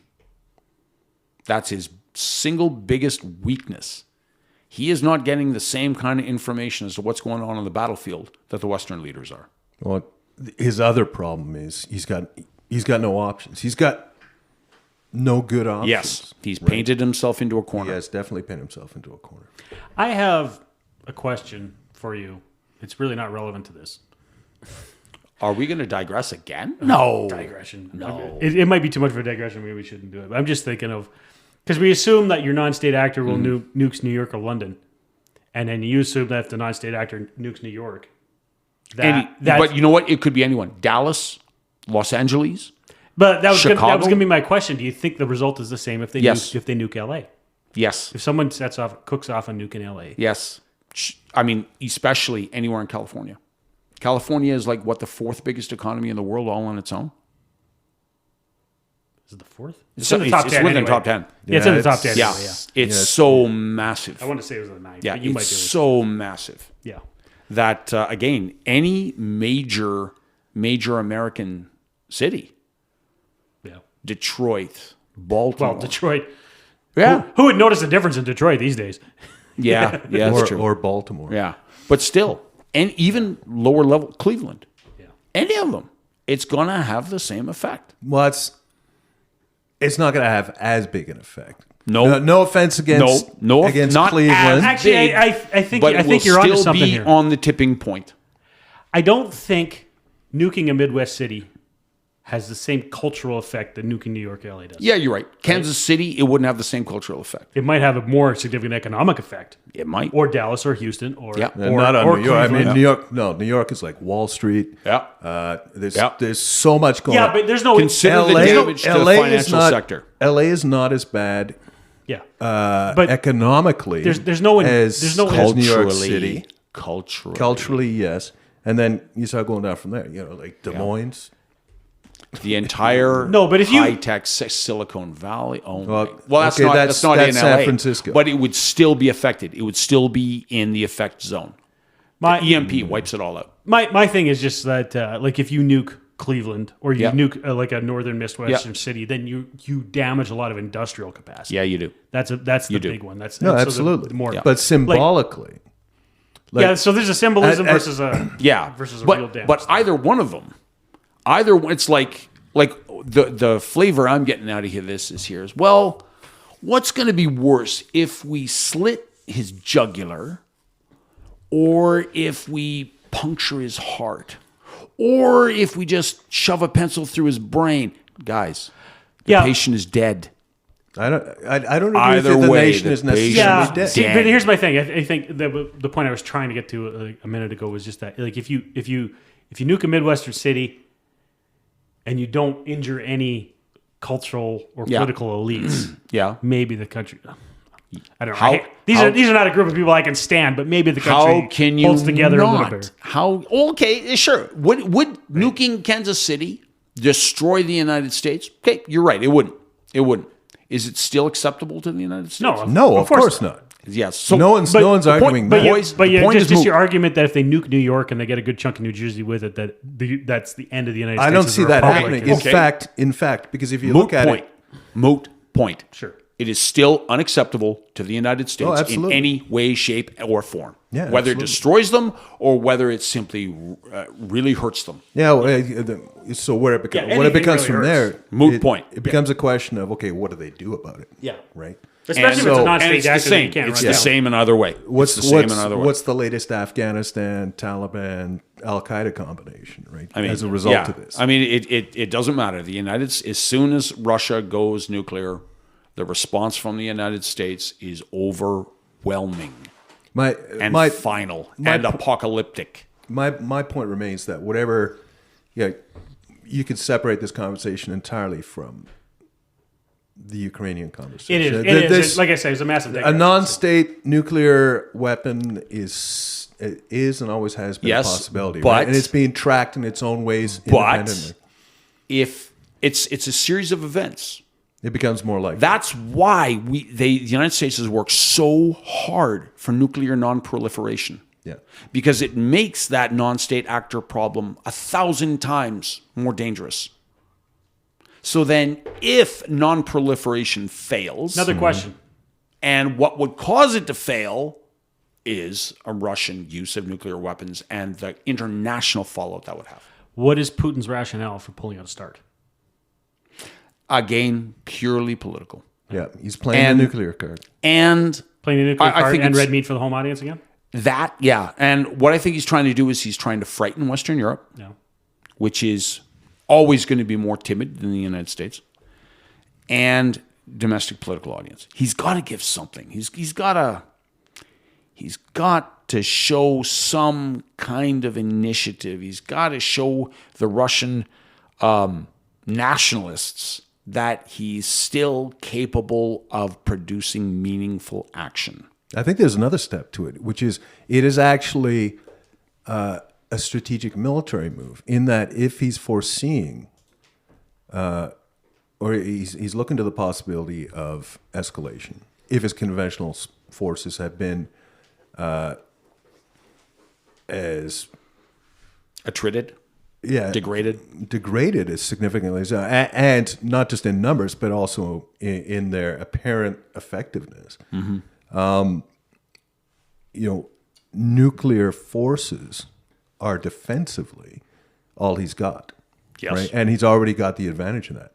So at this point, he may be taking a step back and going, okay, I'm pulling out of the new start, and this is our way of being best prepared for any major international conflict with NATO. Okay. Why do you think that would start? I'm not saying it would. No, But- seriously. but- Why but- would it start? If you're the Russians, do you Yeah. honestly, seriously, truly, can you look at me, look me in the eye and tell me that NATO is going to engage in an offensive fight against Russia right now, status quo? There's three possibilities. There's three possible answers to that. One is, like I said, it's just him going, okay, our military is fucked. Mm-hmm. It was fucked to begin with, and I've just fucked up the numbers, and it's not going to get any better than Yeah. that. Our only possible way of having an effective defensive military right now, should it come to that, is to do this. So in that respect, it's a rational thing to do, right? No, you're Because- telling me that our only ability, hang on, I just want to clarify here. Our only ability to defend ourselves is if we use a nuke? No. Or just no. we just have lots of nukes? He's just saying, okay, our conventional forces suck. Okay. And I've just I've just gotten rid of a whole bunch of them. Yeah. Right. So now I got nothing to defend myself with. All Other I've than got is nukes. my short range nukes. So yeah, but let's he just- already had that. START does not enhance that ability, or pulling out a START doesn't enhance that. Well, now he's saying, okay, now I'm going to go to more nukes. Is he Yeah. just going to start building more? And if he wants to build more, let him do it. Right. By So- all means, because that degrades his ability to resupply his conventional forces. That's And in that regard, I think it's an empty threat. He's not building no more nukes. but that might be his one reason for doing it. One of his reasons. For Yeah, doing it. but really, I don't think he can. Well, that becomes a separate Yeah. question altogether. I think it's all just bluff. It's. I think you're probably It's right. kabuki. 1 second, another reason for doing it might be that he's foreseeing an escalation, and maybe he's looking to push for an escalation, and he's going to be rationalizing the use of nukes. The other is he actually uses a TAC nuke, knows there's an offensive conventional response coming from NATO, and again, he's using New START as his. I don't know. His threat to back. This is kind of back like up his this response. is kind of like Justin Trudeau threatening to use attack helicopters to crush the trucker protest. When everyone says, "You don't have attack helicopters. How are you going to threaten me with attack helicopters when you don't have any?" I can build attack Yeah, helicopters. geez, I was Yeah, okay. I Come was on. Our so protest will be looking done forward to 15 not years having- from now. I was so looking forward to the name Trudeau not coming up in this episode. Okay. All right. But that's like saying that Alberta is going to, if we don't get a pipeline, we're going to build a massive wall 40,000 feet high over the Rockies so people can't fly from Toronto to Vancouver anymore. Like, it's an empty threat. We can't do that. We can't build that. I'm pulling out of the wall limitation talks. Okay, whatever. Well, that's presuming we already have a wall of some sort. It's a completely hollow, empty threat. Like if Putin says, "Well, I'm going to build more nukes," okay, go ahead. You can't. He can't. He doesn't have the capacity. No, that's the most important point going on. You're So right. I think this is purely kabuki theater. It's a way to try and frighten the pacifist front in Western Europe, particularly France and Germany. Yeah. And it's a way to kind of show his domestic, not the domestic audience, not the public, but that middle tier of power brokers, not the Siloviki, one step down, like the mill bloggers, the information space, the military leaders, the captains of industry, the minor oligarchs. He's showing that he's still the people to whom Russian nationalism and Russian greatness and Russian exceptionalism is still central. He's showing them that he's still a man of action. He's still the leader they need at this moment because he's decisive. Yeah. But he's got no other way to show that. He's not getting the battlefield success he had hoped for. So he's got to do something. Interesting. All right. Let's take this down Okay. to the tactical level in the second email Okay. that you said that the repercussions of this for infantry tactics. Ah, yes. Okay, first thing off, I kind of think that we're now in an infantry perspective. I think you now have to start thinking of anti-armor capability for your infantry as something that's deeply intrinsic, where in the past we kind of thought, well, we need one kind of anti-armor system, be it a javelin, be it before that, going way back, talk about stuff like Dragon, talk about stuff like Carl Gustav. Mm-hmm. Now I think we have to start looking at it in 3 tiers, where you've got engagement ranges at 5 to 6 kilometers. You've got an engagement range at, say, up to somewhere between 1,000 and 2,000 meters. And then you've got an engagement range at 500 meters or less. I also think that infantry are now going to have to start having a multi-layered response. You can't afford to start taking out BTRs with javelins. You're not going to win that exchange. It's just too expensive. Too expensive. And you need to save that level, that response For main battle tank. for the main battle tank. So we need something like a Gustav that we can hit the BTR with. But let's say not a Gustav, because that's like... It's still overkill. I gotta think. Yeah, but it's only good up to 400 meters. Yeah. And the BTR can engage you beyond that. So you need some kind of a weapon that'll, say, reach out to 800 meters. That's enough to take out a BTR. And that's it. That's all it's for. And then you can also use that as your bunker buster, right? And then you need something that's going to be able to take out a BMP at the 2K range, something with a chain gun. With a 25 or 30 mil, you need ability to engage that. And then you need your longer range, your javelin, that's going to take out the main battle tank from that maximum, from the range that the main battle tank can engage you. So infantry is going to need these capabilities, and we got to start thinking in 3 tiers. I mean, those 3 tiers have always more or less existed. I mean, Yeah, but in we my thought mind, we could use a one-size-fits-all to do it. okay, Right? Like we thought we can use TOW to do it all. Right. Or the Americans did. And us to an extent. And then they thought, we'll just use javelin for everything. right, Like the Brits and the Americans were kind of into that, in the last decade. And we always thought, Gustav's all we need. We will just let the enemy get within 500. And then we'll engage them with Gustav. And TOW. We had TOW. We thought we'll do, we were content to have TOW out to 2K and then Gustav for everything else. And clearly, I mean, everybody who's got any experience with the Canadian military knows that's not adequate. well, yeah, but it's. I think this has really laid that bare. Well, I think you're right. This is the lesson of tact. This is a tactical lesson that's come out of Ukraine.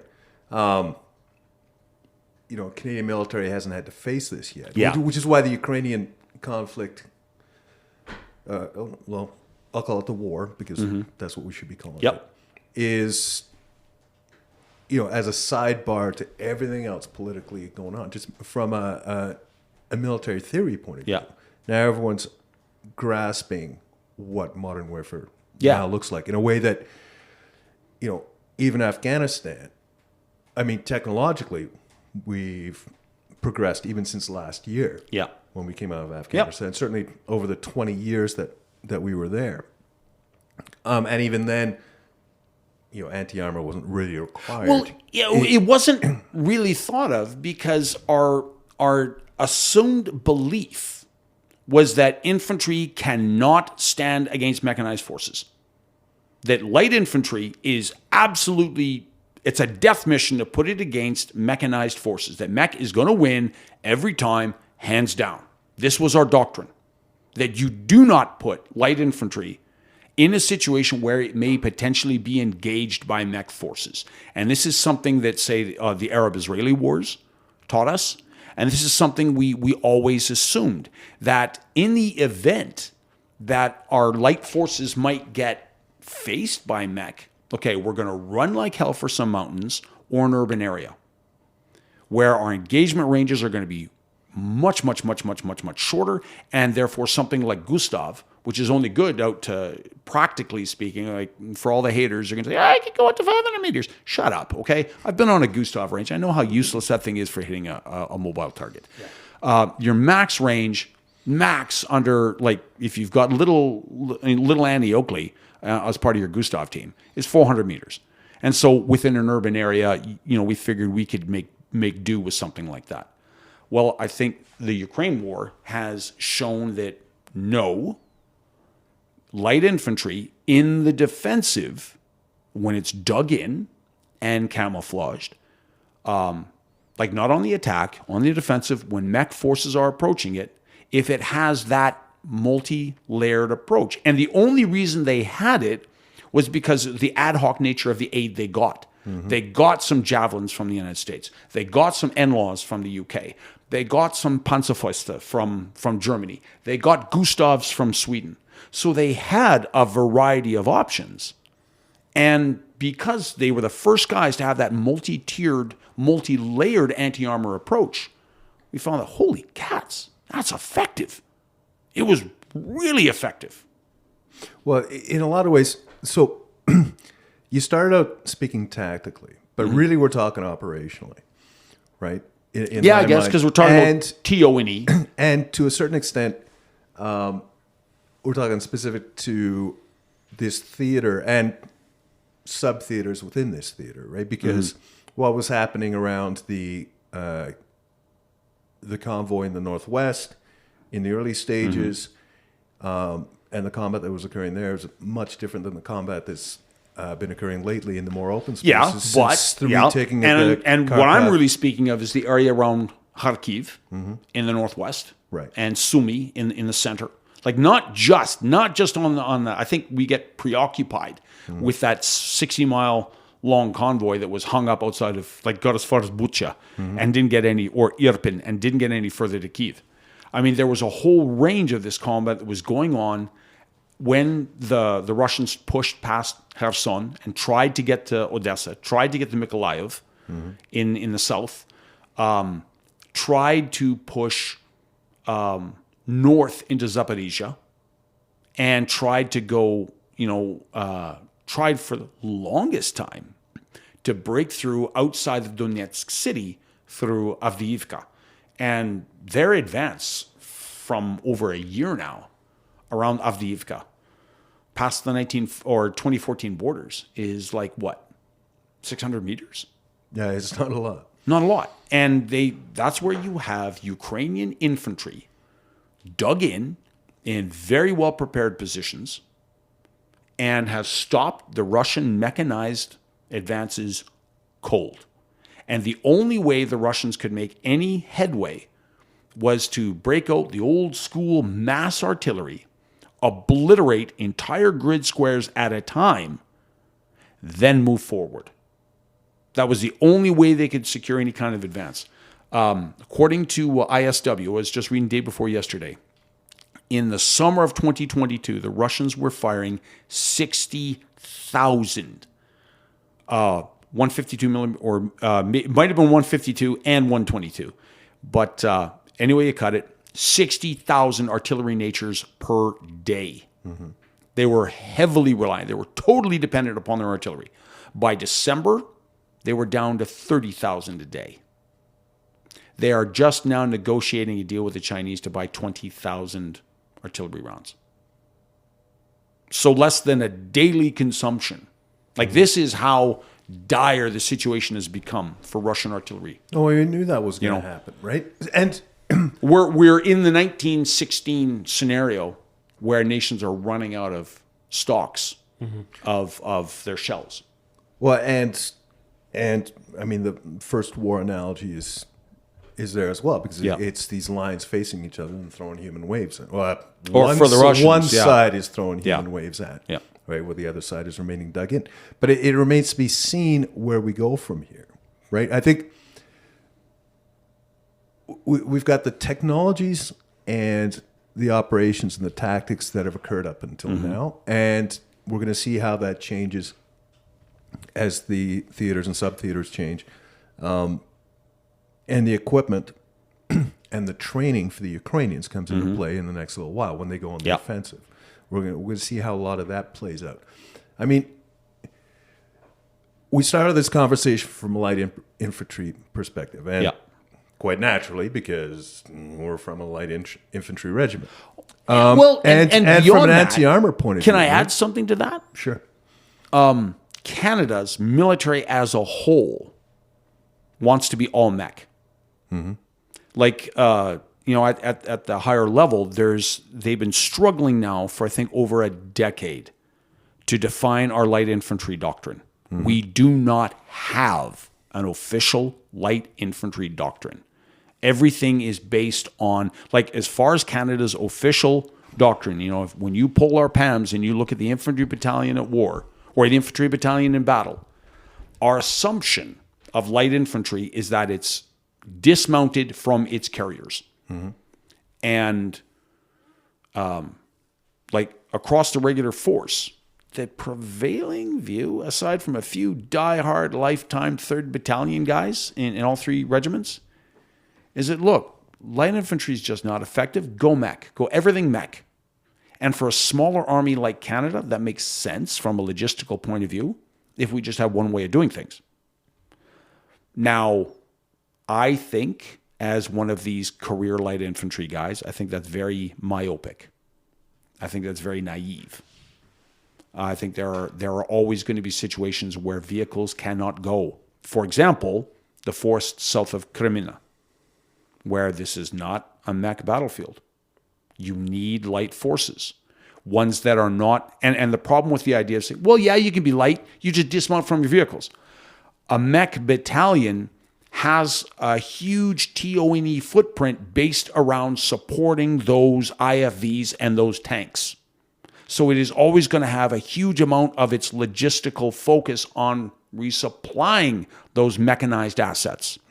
That if you had a light formation that did not have those items, that did not have those heavy vehicles, heavy fighting vehicles, you could do more with less, because all you're doing is pushing beans and bullets and gaunch up to your dismounted troops up at the front. I don't think these concepts are mutually exclusive. And yes, I agree with you that there's a support element that needs to support these vehicles. Yes, that ties up a huge amount. But operationally and tactically, the use of infantry fighting vehicles to move your troops is good. But it's an effective thing. But having the light infantry only if training, you need to fight from that transport. Otherwise, it's a waste of resources. If we're only moving from point A to point B, trucks are better. Or buses. Or something even like a BTR that just kind of gives them a little bit of protection as they move up, but then they dismount and the vehicle is not there to fire them onto the objective. Whereas the idea that our current Canadian doctrine of where light infantry is essentially troops that have just dismounted, but the vehicles are always present for support, either logistic or firepower. one way or another, there's only so close you're going to be able to get to the objective to engage as light infantry before you have to dismount, whether it's trucks or IFVs, right? Oh, yeah. My contention would be that IFVs are the better thing to have because you've got a mobile support But say, platform, think about it in right? the But then you're defensive. mechanized. Yeah, then you're mechanized. You're not light at that point. You're mech. Well, then it you're mechanized. depends on what Yeah. your argument is here, right? You still need to be able, as light infantry, to be able to dismount from those vehicles. And now maybe you're not seeing those vehicles again for another 7 days, right? IFVs, to use the Ortona example, IFVs would have been very handy in certain circumstances to get where the armor was going. Yeah. Not only the Yeah. armor was going, because that's all they had was armor. Yeah. Right? Yeah, But yeah, if they had half tracks Oh, yeah. that could go the same route, that would have gotten some of the brigade elements. Yeah, into battle, there's always right? going to be a role for that. But like, for example, in the current conflict around Vuhledar, using micro-terrain, in other words, terrain differences of, say, 4 meters, or elevation differences of 4 to 5 meters or less, light infantry can go and advance in places No question. that armored forces cannot. Okay, so Right. all right, so maybe maybe we're talking apples and apples here, right? Maybe IFVs become a brigade HQ component that is used as required for absolutely. light infantry battalions. I'm just saying that, I'm not arguing against the effectiveness of mech forces. I'm not. Yeah. I am arguing against the, not the official position, but the prevailing cultural position that we have had for a long time, that mech always trumps light. Oh yeah, I mean, if you're talking the Canadian military, I mean that's an episode all on its own. Yeah. Right. Where I was going with this was, we started out with light infantry, no surprise there. Yeah. And we started out with anti-armor, right? Yeah. So, but I'm actually Where, gonna throw- the evolution in anti-armor that this war is inspired. well, and there was an asymmetric element to it as well, especially in the early days, and again around that Yep. convoy, right? But again, that's circumstantial. You raised the more important circumstance, which was, this is what we got.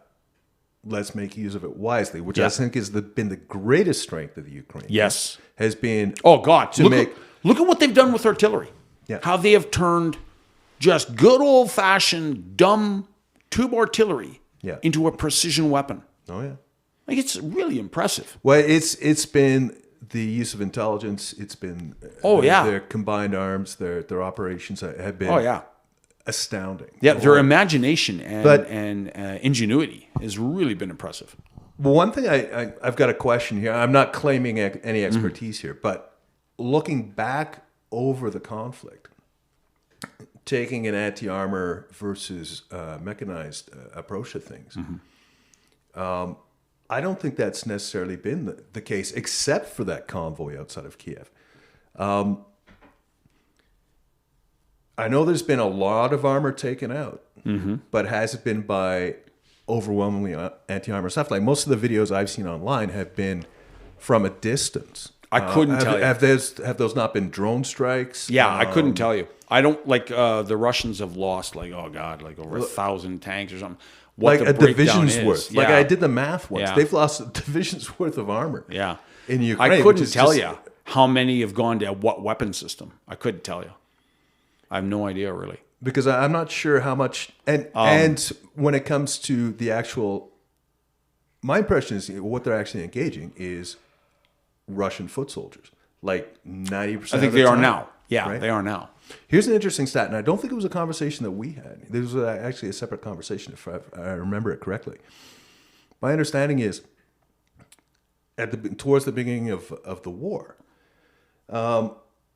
Russia had lots of IFVs and APCs. Yeah.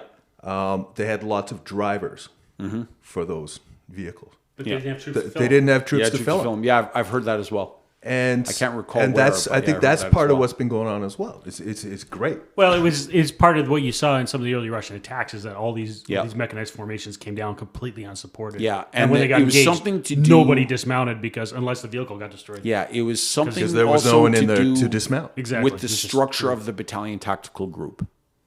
It had something to do with that as well, as I recall. It was just the way that the Russians had reoriented themselves by pushing a lot of assets down to the battalion level, specifically artillery, Yeah. that each battalion tactical group had an engineer asset, it had an artillery asset.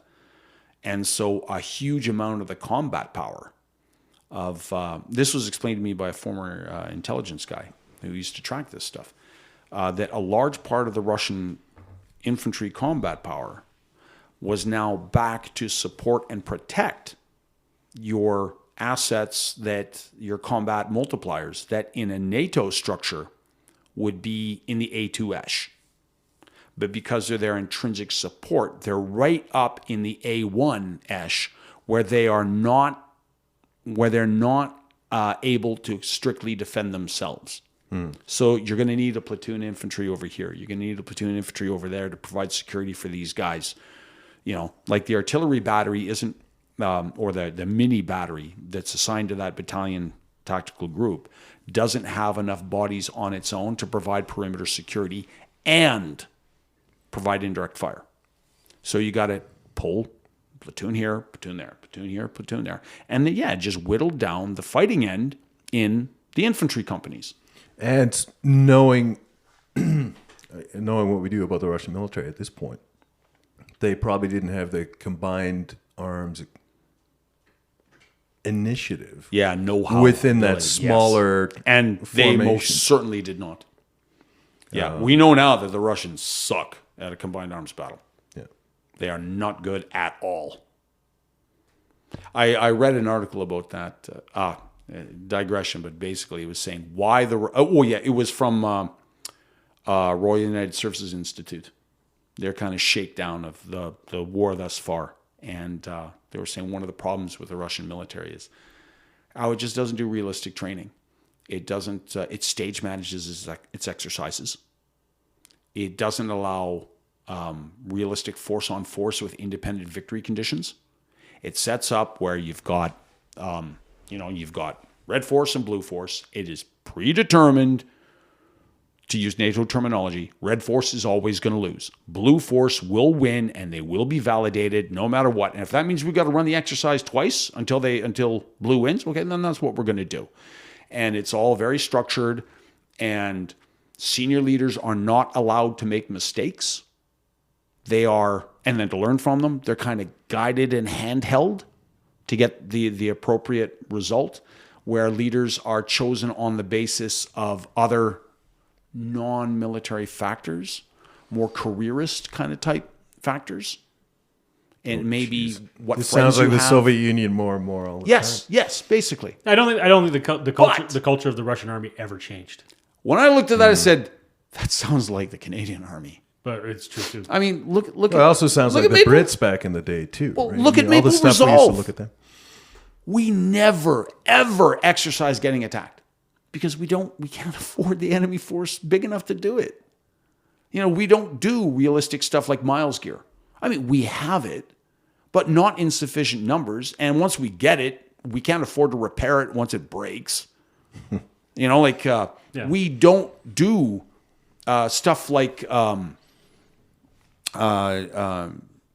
JRTC or like the big force on force in exercises that the United States does, where you have completely independent victory conditions between each side, and whichever side loses, okay, you go back to the drawing board and you look at it and we learn and we carry on. We do not allow that. When we do a validation X for a battalion that's about to go on roto, come hell or high water, we're going to say, that battalion is validated. I mean, look what happened with the Airborne Regiment back in, was it 93? When they went to Somalia? Mm-hmm. We were going to validate that battalion no matter what. No matter how many times they proved to us they were not fit to deploy. Nope. We're going to... They're good to go. How had they proven themselves? Numerous Not disciplinary breakdowns. Failed to prove themselves. They packed... They destroyed one of the leaders' cars in the parking lot. I don't recall whether they lit it on fire or whether they packed it full of arty sims. But one way or the other, they destroyed it at work in a big, big ball of fire. Okay, this sounds like actually something. pretty Sounds funny, like something troops would do. I mean, No, like that's Especially beyond though. That's well, beyond. okay, so that's beyond. here's my But, like, fundamental there was question. a range of and this has been covered, for those who are interested, has been well covered in Canadian media and the inquiry that came after it. Mm-hmm. There was a range of disciplinary incidents and training failures where on exercise they failed to achieve objectives because they couldn't cooperate. The different subunits.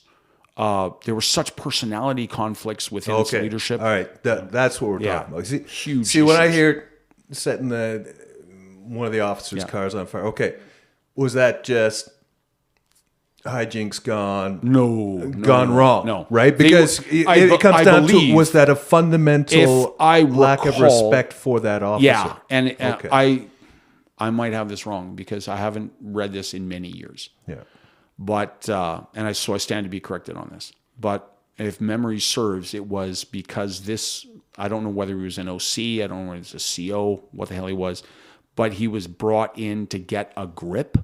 And On- this was pushback. Yeah, he was like they identified. Yeah, there are problems. We need someone to get in there and grip it and solve it. And so it was pushed back from the members who did not want to be gripped. Right. And they were sending a message that we will hurt you. Yeah. Oh, wow. The big problem. I mean, It was almost like something out of a motorcycle gang. It was almost like something out of Sons of Anarchy. I mean, there was Yeah. the Venn diagram between Yeah, Ontario Hells Angels and members of Two Commando had a little bit too much overlap. Yeah. Exactly. But I mean, the big problem was that the airborne regiment was meant to be the place for the elite of the Canadian infantry. It was. But it ended up being the dumping ground. Yes. And you know what? Interestingly enough, I just had that discussion at work with some Reg Force members on Friday. And allow me to full disclaimer here. I am intensely proud of the stuff that I did, CABC, and with our unit when we had a jump tasking. Mm-hmm. The finest soldiers I knew and the guys who I idolized and the guys who I wanted to be were all members of the Airborne Regiment. And I still to this day think disbanding the Airborne Regiment was a mistake. It shouldn't have been done. It should have been reformed. It should have been reformed. And it would be the modern CSOR. We wouldn't have had Yes, exactly. Mm-hmm. But that said, and oh God, like there's guys I know who lived and breathed and their entire identities were the Airborne Regiment, and I would never say this if I looked them in the eye because I wouldn't want to disappoint them. But yeah, from 92 onward. And this is as a guy who got involved with it in 93. So I count myself in this. Yeah. I was part of the dumping ground. Mm-hmm. I was part of the dumping ground. I was riding in the back of that sewage truck that got crapped all over the Airborne Regiment. I mean, our line battalions were going into Croatia at the time, which was the first shooting war that we had been involved in since Korea. Mm-hmm. And the Airborne never deployed because it was the Rapid Reaction Force.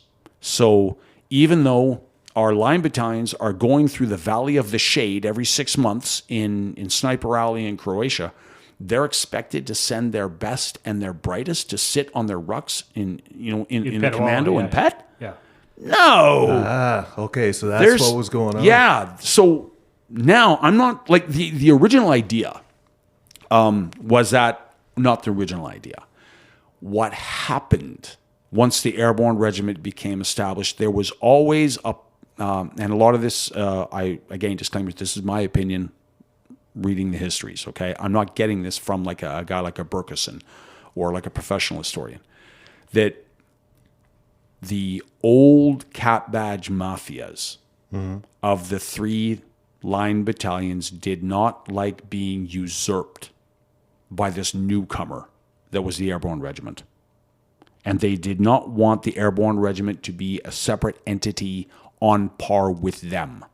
In the same way that when the 71 cuts came, they made sure they got rid of the Canadian Guards, the Black Watch, and the Queen Zone because they saw these as upstarts against the traditional regular force units. And so it's important that the airborne be subordinated to the line infantry battalions. So then instead of being a permanent entity on its own, it was a finishing school. The airborne regiment did not recruit from the street. It could only recruit from the line battalions. And the idea was that if you are a very, very promising young soldier, before we send you on your ISCC or your junior NCO qualification, you're going to go to the airborne and spend some time there as a regular soldier. Then you'll come back, get your junior NCO, junior leader qualification, and then spend some time in the infantry battalion, in the line battalion. But before we send you to then become, say, like platoon 2IC qualified, you're going to go back to the airborne and you're going to be a section commander there and polish. You know what I mean? Like, it's a finishing school. So at every step along the way, the best and the brightest are going to perfect that craft in the airborne, but then come back to the mothership. So, and it was fixed. 2 commando is for Patricias. Premier commando is for, en cadu is for the Vendoux. And 3 commando is attached to the RCR. And there were some guys, the old school within the airborne, who did try and resist that and try to make their career out of being in the airborne. But the infantry branch as a whole fought that and wanted to subordinate the airborne to the existing 3 regimental structure. And so, come the 90s, that finishing school model begins to break down when RSMs of the line battalions are saying, no, I'm not sending you my best and my brightest when I'm going into a 2-way range. I'm going to send you my alcoholics. I'm going to send you my Clayton Machis. I'm going to send you my disciplinary problems. I'm going to send you my head cases. I don't want to go into an operational theater with those guys. So it's not going to hurt anything. They're just sitting in pet. They're not doing anything. Until they went somewhere. I feel a need to reel this back to Ukraine. Yes. Tactics in the Ukraine. Yep. You were talking about digging trenches. Yeah. Now trenches are probably not going to be adequate anymore. Well, Might have to dig tunnels. yeah, because, well, how many times have you guys seen Sukominius is one of the better guys who really highlights this on the internet. Satellite images of Russian defensive positions where it's clear and it's obvious this is where the enemy position is. A position loses 50% of its effectiveness once the enemy knows where it is. Yeah. So now we always have traditionally, I've always said, yeah, you've got to take time to camouflage your position. But we've camouflaged it on that ground level layer. Now we need to camouflage it from above, from aerial reconnaissance, be it a drone, be it an aircraft, be it a satellite. You also need to secure it from the $500 drone with the grenade on it. Yes, absolutely. That's the thing that comes to absolutely. mind. Those are the videos I've seen. Yeah, that's the stuff. So I was thinking, okay, how could you do that? Like, and our traditional thing is, okay, we start with shell scrapes. We know we're going to be there longer, so now it becomes a full trench. Then it becomes a trench with OHP. And then the last and final step is we connect our trenches with comms trenches. And now our admin area, which is what, behind our trenches, is now dug in itself too and connected by comms trenches. And now we're back in the Somme. Yeah. Like we're in that level of buildup, which we are now seeing, at multiple places in the Donbass. So I thought, okay, it might be easier to do this if you had something like a ditch weasel, or but they could tunnel. Like, because right now most of their fortifications are being built by backhoes. Yeah. Where they dig the whole thing, they're dropping in, from what I've seen, plywood and timber revetting. Yeah. In advance, and then they just dig out a big, wide V-shaped trench, drop in the revetting, which is preformed, and then backfill the dirt around the revetting. But then, again, in most of the photos I'm seeing, no attempt to camouflage the spoil. You're on the outskirts, on the sides of trenches, you're seeing a lot of dirt from the excavation, which is in color contrast to the ground. So again, you're kind of advertising where your position is. So if you were going to avoid doing that, I'd say, yeah, tunneling would be your better bet. But again, doing that by hand, non-starter. It's just not practical. So you would need some kind of mechanized automated means to do that. You almost need like a traditional tunnel boring machine, but like 8 feet in diameter instead of 30 feet or 50 feet in diameter. And so I think I'm saying, I'm just kind of my crystal ball here. I'm saying that the more advanced armies like the United States are going to start doing that stuff.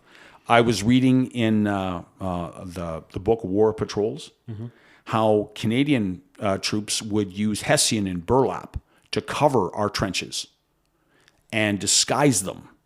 But this was from, again, ground level, in that once the Chinese, in their attacks in Korea, got past our wire and started trying to overrun our positions, their number one goal, like us, assaulting a trench position, is get the investiture.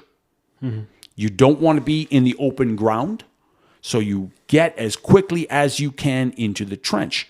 The idea was to disguise that so the Chinese would not know where that trench was. So at night, at a full sprint, when you are kind of night blinded by all the muzzle flashes going on around you, if you had a covering, and like your trench isn't super wide, your comms trench is very narrow.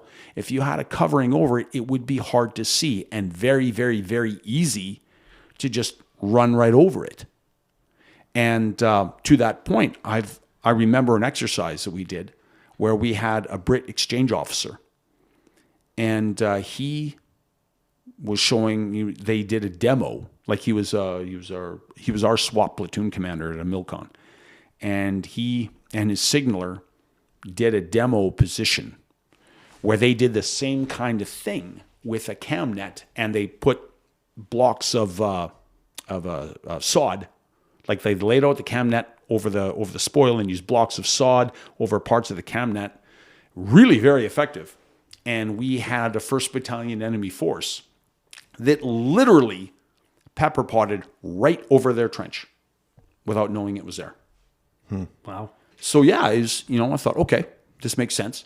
I can see us doing something like that, but also to account for drone reconnaissance. I can see us making not just putting your trench in a to B direct line. I mean, you're zigzagging it anyway, right? Zigzagging it deliberately beside shrubs, trees, something that's going to cast a shadow at various times of the day over top of your comms trench that will make it harder to see from the air at various times. I can see us saying that when we make a defensive, we need to make dummy trenches and dummy positions. Maybe we're dug in here. We're going to make a dummy position 600 meters over. We're going to let the enemy find that. So you're going for OHP. Yeah. You're going for camouflage. What are you doing about heat signature? Heat signature, I think that you could disguise if you kept it in your OHP. Okay. And again, this was something that I read in Korea, what they would do in that, because they had some exceptionally bitter winters. Like you probably need some like a Mylar blanket at the entrance. And we usually do that though. We usually do that. You usually had your kind of poncho hanging over the door of the OHP. But now you need something insulated because so put your Mylar behind the poncho. But the door for your OHP is facing away from the enemy. Sure. Like, so if the enemy is at 12 o'clock, when I walk out of my OHP, I'm facing 6 o'clock or crawl out of it, right? So I don't think I can see where you'd say but you're right. You're right. If you got a drone that's... But you could do a Mylar thing or like a sheet of bubble wrap. Yeah, you need something insulated. Something like that, yeah. I think... The other thing is put your heat source further in. Yeah. In Korea, they would make huge bonfires way back behind the defensive position, like at company headquarters. Right. And then get a huge amount of coals. And then they would take tea kettles, big tea kettles, fill them full of coals, and then get those up to the fighting positions. And then you'd put a tea kettle full of hot embers, like a big tea kettle, in your OHP. And now it didn't give off smoke, no open flame, but it would heat the ambient space in there so that your guys didn't freeze to death. Right. And I think, something like that might be viable again. Or like sometimes we use like little space heaters. Yeah. Something like that. And then, use like a sheet of bubble wrap with a sheet of Mylar and then a poncho. So you got 3 air layers of that curtain, that might block the heat signature. I can see that. I've also seen models of trenches, instead of just an open trench with 2 guys beside it, you have a covered fighting area where you're fighting out of a port. Right. And then you just have a spider hole to get in and out of it. So that way you've got guys inside of it who would be shielded from thermal. Yeah. So I can see an evolution of the trench coming out. Yeah, I think overhead protection becomes even if it's just camouflage. Yeah, if it's just concealment. there's no question. We don't just have an OHP like we had the L-shaped trench, right? Yeah. Where the forward part of the L was the OHP that was our rest and admin area. Mm-hmm. We're going to have another OHP, which you fight from. Yeah. I think so. Here's my next question. I mean, because you raised incredibly valid points over the, what are prolific entrenchments in use right now in the Ukraine.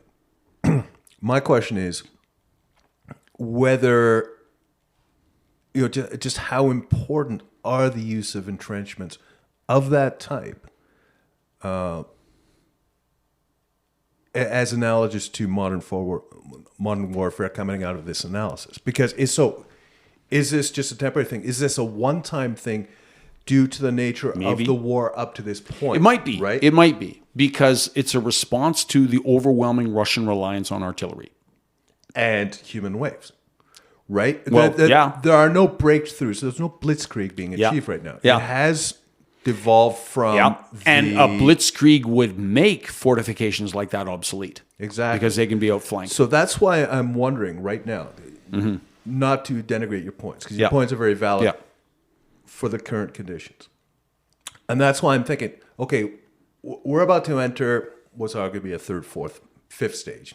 A next generational stage of this war, right? Up to now, it's been, let's call it an innovative and adaptive Ukrainian force working against woefully inadequately trained and prepared and poorly led and deployed Russian force. What's going to be interesting is the next phase, because the next phase, we have the potential for that same Ukrainian force now properly equipped. With high-speed kit. And trained on it. And trained in combined arms. Right? That is where we're going to see all the elements come together into what the future of modern warfare. So how would you defend that? I don't know. I mean, that's why I'm very. I can. So if you're facing an adversary who does that, who does fight the combined arms battle, yes, who has mechanized forces, yes, in terrain that will support heavy vehicles and provides a mobility, how do you defend it? Okay, so now you come back to your light infantry question. Or what's the future of defensive works? What's the future of defensive works? It's going to be, and that's what I'm speculating on over here. As required. I think it's you're still going to need to dig in your guys, and when you're defensive, you still dig in your vehicles. You make run up positions. But and again, like a throwback to my previous point, I've seen photos as well of cam nets covering trenches. Right. So they are trying to disguise from above, not just vehicles for cam nets, but cam nets for everything. So you're still going to need to get the advantage of getting low to use the earth to give you a superior advantage in the exchange. The moving guy is exposed, you're not exposed. So, but again, your position loses 50% of its effectiveness once the enemy knows where it is. So camouflage of defensive positions is going to be essential. And a lot of our doctrine that when we were expecting to fight against a competent mechanized enemy, was that we're never in the defensive position for too long. That we get into a position, we engage the enemy, we give them a bloody nose, we attrit them, they withdraw to regroup, we withdraw to the next line, so that they never know where we really are. And that we figured they would employ recce by fire, so that we're at position A, the enemy advances, we engage them, we cause them a great deal of casualties, they regroup for the next round.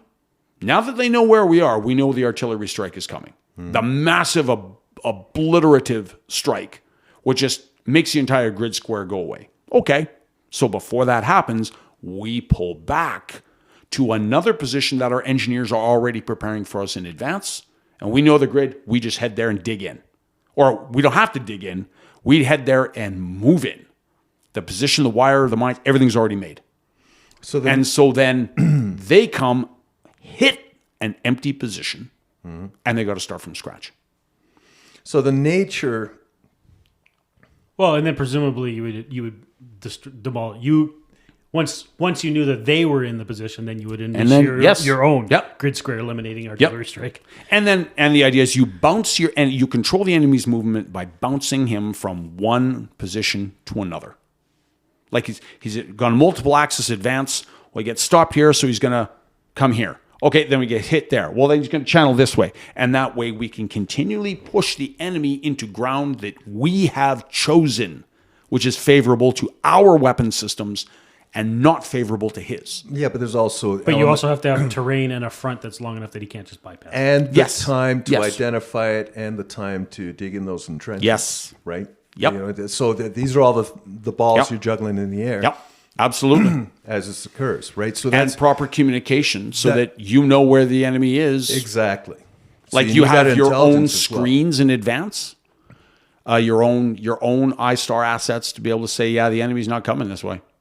Yeah. Like we're here, we're looking, we're not seeing them.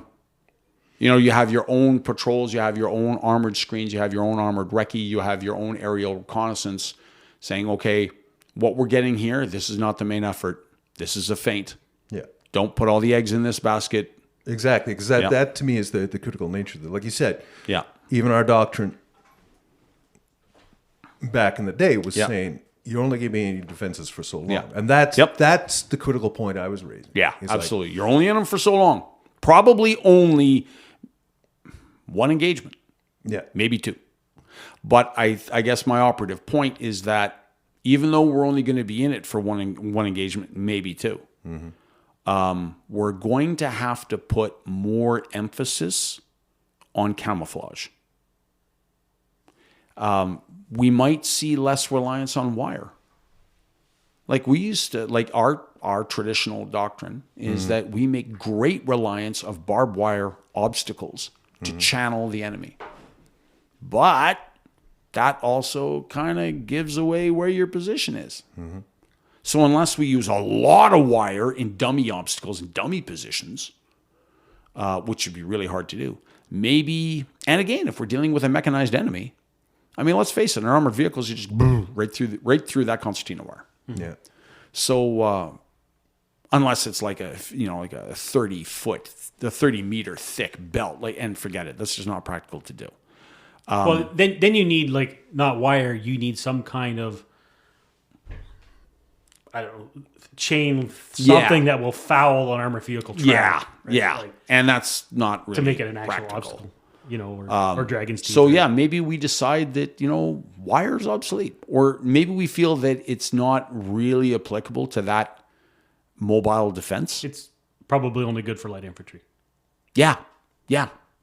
It would only be good in that situation where we are going to be facing an attack by dismounts. That if we're facing a mechanized enemy, that deception and camouflage is of more value to us. Which brings us back to the anti-armor that you were discussing before. So, and then it's all going to come down to the circumstances of the moment. Yes, if you've got the training. If you've got the opportunity, the time to set up your defensive positions. A lot's going to depend. But having the options. I think the other aspect of what's come out of this war is the use of the HIMARS. Yep, and the artillery to push the supply dump so far back from Yep. the front line that the front line might as well not be where it is. Yeah. Because your troops become ineffective. long range right? precision strikes. Yeah. Yeah, long range precision fires have is something that's totally different in this war than what we've seen in the past. So we've seen the Russians have to move their Yep. supply so far back. Yeah. Now your logistics is just taking that much longer. Yep. Your troops up front already undersupplied are Think now of even think of more the so. the ramifications for your medical chain. Yeah. Like we talk about like the golden 3 minutes or something like that, Yeah. where if we can get a guy to like a roll 1 within like say 2 or 3 minutes, their odds of survival are very, very, very high. But now all of those links are Longer. so much longer. It's not like anyone's going to I'm not talking about hitting a hospital. I'm talking about hitting your ambulance park. Or I'm talking about your ability to move supplies to your hospital. Yeah, that's Right? that's the critical Or thing. fuel your ambulances. Yeah, all of that stuff. Fuel the generators that run the hospital. Yeah. Right? The heaters. And I have read that the Russian Russian army medical system is collapsing. Number one, it's just being overwhelmed. Yeah, I was going to say it's going to be overwhelmed. By these human wave attacks. But the other thing is the logistics are failing on it. That they can't get consumables to their hospital units, that they can't get fuel to their generators, they can't get fuel to their ambulances, they can't get parts to their ambulances. So yeah, they're Assuming that they have sufficient volumes of all of these things Yeah. in the first place. yeah, exactly. Even if they had them, they can't get them to where they're needed. as long as they can fuel the mobile crematoriums, they're golden. And that's Oh, my yeah, God. and that's I guess one of the reasons why they had to bring those things up That's harsh. is that their casualties once they're getting guys to the hospitals, guys are still dying at such massive rates they can't evacuate the bodies fast enough. Well, and the other thing is, then you don't have a string of funeral after funeral after funeral back in the home front, Yeah, that's bad for morale. right? If everybody gets letters, but they never get a funeral, Yeah, right? yeah, or you just delay it.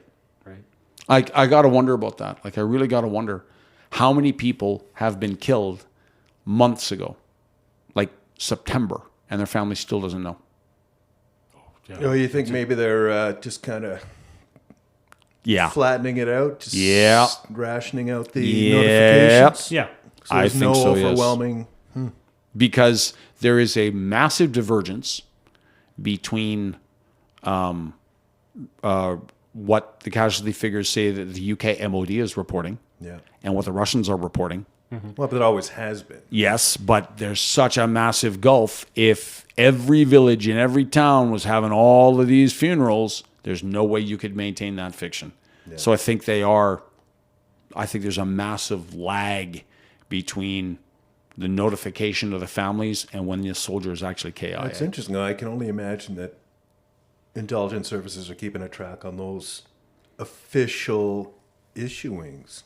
Eventually, that's going to come know back. for a fact that ours that's are. going to catch up Yeah, with itself. it will eventually. But if you're the Russians, you're hoping that you can get this done in time. Or if you're the Russians, you're hoping you can get into a low-intensity, protracted war before that happens. Yeah. That you can get the West to fatigue and tire and push for some kind of, or maneuver the Ukrainians into some kind of stalemate, like a 2014 thing. I don't think that's going to happen. I don't either. We're coming up on... I don't either, but I think that's what the Russians are hoping for. The spring muds are going to be gone Yeah. by May. I think Russia or the Ukraine goes on the offensive yeah, I would as say soon yes. as the muds are gone, and we'll see. The proof's going to be in the pudding. We're going to see I sort of agree with you. I think they're going to wait until the Russians. I think they are going to allow the Russians to continue to conduct wasteful and self-attriting or self-fratricidal attacks, like wasteful, inefficient, poorly coordinated. Let them throw themselves onto the points of the Ukrainian spears. Yeah. And then, your point, Steve, as soon as the Russians say, oh, yeah, that's not working, then the Ukrainians go forward. So I agree with you. I think this is going to end. I think the war is going to end this summer. I think this will be done. I don't believe we're going to be fighting this war come Christmas 2023. I think it'll be over by that time. But I think it's going to go that the Ukrainians will let the Russians bleed themselves white in futile attacks into the spring and early part of the summer. And then the Ukrainians are going to unleash their mechanized maneuver forces on the remnants of those Russian forces. The Russians are going to try and make this a low-intensity, protracted conflict. They're going to try and reduce the level. Like, they're going to go one last big push in the summer. They're going to make their own summer offensive. And if that fails, which I believe it will, and I think the Russians kind of expect it will, it's like their Hail Mary. If that don't work, they're going to try and just clamp down the hatches and make this hold what they got and drag it out. Yeah. So until the West just tires of helping the Ukrainians. I think the Ukraine's going to take back. They're going to pull another September offensive. I think they have the equivalent thereof. And I think they have to. I think the Ukrainians know they cannot afford a long, protracted conflict. No. Yeah, politically, militarily. Yeah. They need to make this. They need to make hay while the sun shines. They need to put an end to this. So I'm going to now allow me to break out my crystal ball. I'm going to make some bold and fearless predictions. All right. Where I expect to get roasted if they go the way all of my predictions have gone thus far, which is not just wrong, but spectacularly wrong. I'm going to predict that the Ukrainians I'm going to predict that they kind of encircle a large number of Russian forces and cut them off from the Russian frontier. Maybe something to the south of Donetsk city, like around the Vuhledar area, and they do a hook around Donetsk. Either that or they go north of Svatovo, around, through northern Luhansk, in two massive pincers. So like up around here? Yep. And cut off the Donbass from Russia completely. The next aim is they go down south from Zaporizhia. If you zoom in, the southernmost blue dot on your map there, Steve, for the people who are just listening, this is a map Steve's got up on there. Zoom in on that, please. This one here? Yep, zoom in. If you look south of there, you're going to find there's a place called Tokmak. Right there. Yeah, which is a vital crossroads. That's stage one. Then you look to Melitopol, south of Tokmak. Oh, right there, yeah. And from there, there's that large water obstacle. That is the narrowest point that connects Crimea to the land bridge to Russia. You begin the offensive that away. And basically, all you got to do is say the chain of Melitopol, Berdyansk, and Mariupol, cut that axis anywhere in there. Get your people on the Sea of Azov anywhere on there. And you've now cut off Crimea. And the other thing is now the Kerch Bridge is now within range from the north coast of the Sea of Azov of Ukrainian weapons. And then once the Russians are fully engaged, I know people think I've got a toaster on my head when I say this. I think the Ukrainians are going to bounce to the Dnieper. Down around by Kherson or Novakharkova. Somewhere in that front, they're going to bounce the Dnieper and open up a third front.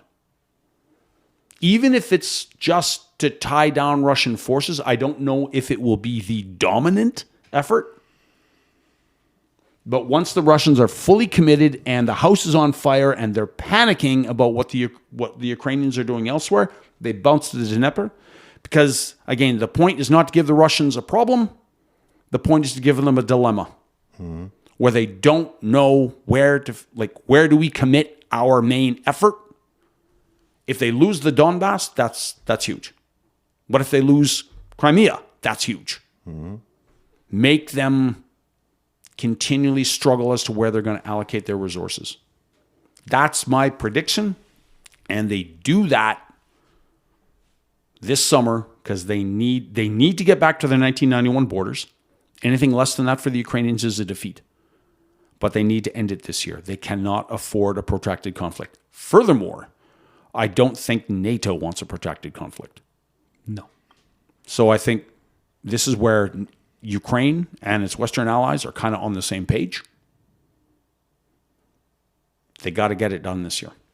I think politically, for the populations of the NATO countries and the rest of the world, this needs to be done sooner than later. Well, remember, next year we're into American presidential season, right? Yep. Yeah. And you're presumably having Donald Trump saying, "Bring the troops home," or "Bring the troops home." That's probably going to be we can't the afford this natural, anyway, the natural and approach of a. I don't know who's going to win the Republican ticket, but I can't see them saying, I got a lot of criticisms of President Biden, but the war in Ukraine is not one of them. I think he's doing a great job. Yeah. I can't see that happening. I think for political reasons, it's better that Ukraine finish this year. I think they could possibly be cajoled into not seeking. They don't necessarily get 91 out of this. Maybe not. Maybe they do. I do disagree that I don't think NATO ideally needs this to end this year. Like the powers that be, strategically, again, for a whole bunch of reasons, they need to see this through to an acceptable end. And there is no time limit to that acceptable end, especially if that keeps bleeding economically. the Russians.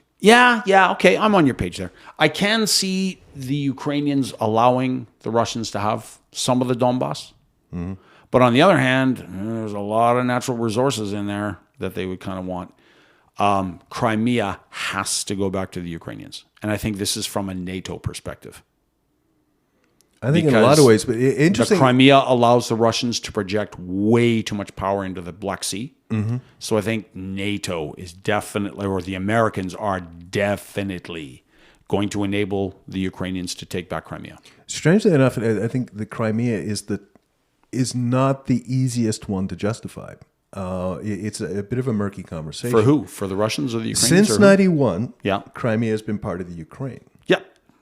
Prior to that, there is some argument that actually Crimea was given to the Ukraine in 91. Or in 56 by Khrushchev, yeah, it was who Khrushchev, attached it purely out of administrative convenience. So it wasn't a cultural thing. And then historically and culturally, Sevastopol and the Crimea have been Russian as black fur hats and curved sabers. So I'm wondering. So that's why I'm saying, from a geopolitical point of view, if that actually raises its head, then people are going to say, okay, but I Ukraine don't think so. Doesn't get to get the Crimea back. Just too many other, to the rest of the world, Russia having Crimea just causes too many problems. No, I get that. The world is a safer place if Ukraine has Crimea. I think foreign actors like the UK, the United States, Western Europe would be more willing to let Russia, if we're going to throw Russia a bone, give them Luhansk or Donetsk, something in there. Mm-hmm. Do not give them Crimea. Nope. Really?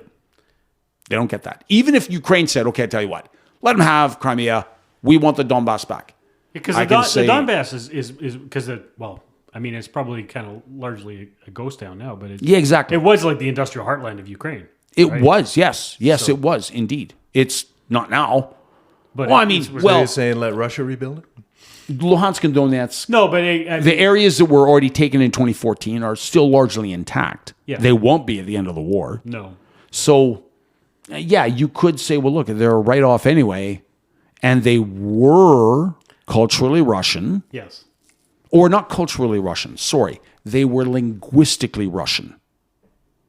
Now, most of the people, so far as I know, based on the surveys that were, the plebiscites that were taken in the 1990s, even though they spoke Russian, they culturally identified as Ukrainian. Mm-hmm. They had just been assimilated linguistically. Kind of like a guy who says, you know what, I consider myself a Quebecer. or I consider myself Franco, even though I really don't speak French. Like I live... You got some of those in Alberta. Exactly. I consider myself French Canadian, but the last time we spoke French around the dinner table was when my grandparents were alive. Right? It's that kind of... My understanding is there's a lot of that in the Donbass. That, yes, I'm linguistically Russian. I don't really speak Ukrainian, but I consider myself Ukrainian. So I can see where I can see where the Ukrainians themselves might want the Donbass and say, yeah, culturally we're willing to let the Russians take Crimea. Where Western powers say, no. If we're going to help you with this, our condition is that you take Crimea away from the Russians. Donbass, we don't care about. I think the fact that Russia took the Crimea back in, when was it? 2014. 2014? Yeah. And got away with it? Yep. And everyone let them do it? Is the number one reason why they invaded in 2022. I think that's the reason it becomes more difficult to make it a sticking point. I think if anything's going to be taken off the table and left for Russia, it's going to be Crimea. No, I can't see it. The other thing is we can counter that point by the position of the Crimean Tatars, who are the indigenous people of Crimea, who have never wanted to be Russian and are overwhelmingly in favor of remaining in Ukraine. Primarily because they were ethnically cleansed by the Russians in the 1940s and 50s, and had only just been allowed to return to their ancestral home from exile, internal exile in Siberia, at the end of the Soviet period in the 1990s. So, you could trump, like if we're going to play that game, we could trump the Russian claim by pointing to the Tatars. I'm not going with that claim anymore. It is kind of I don't put a whole lot of stock in it because it is kind of okay, how far back are we going to go, right? Like it gets kind of ridiculous in all those such situations. Strategically, the Crimea is way too important to remain in Russian hands. But because the rest of the world let that occur bloodlessly back in 2014, that's why I think it becomes the last thing for Russia to give up. The rest of the world didn't let it occur.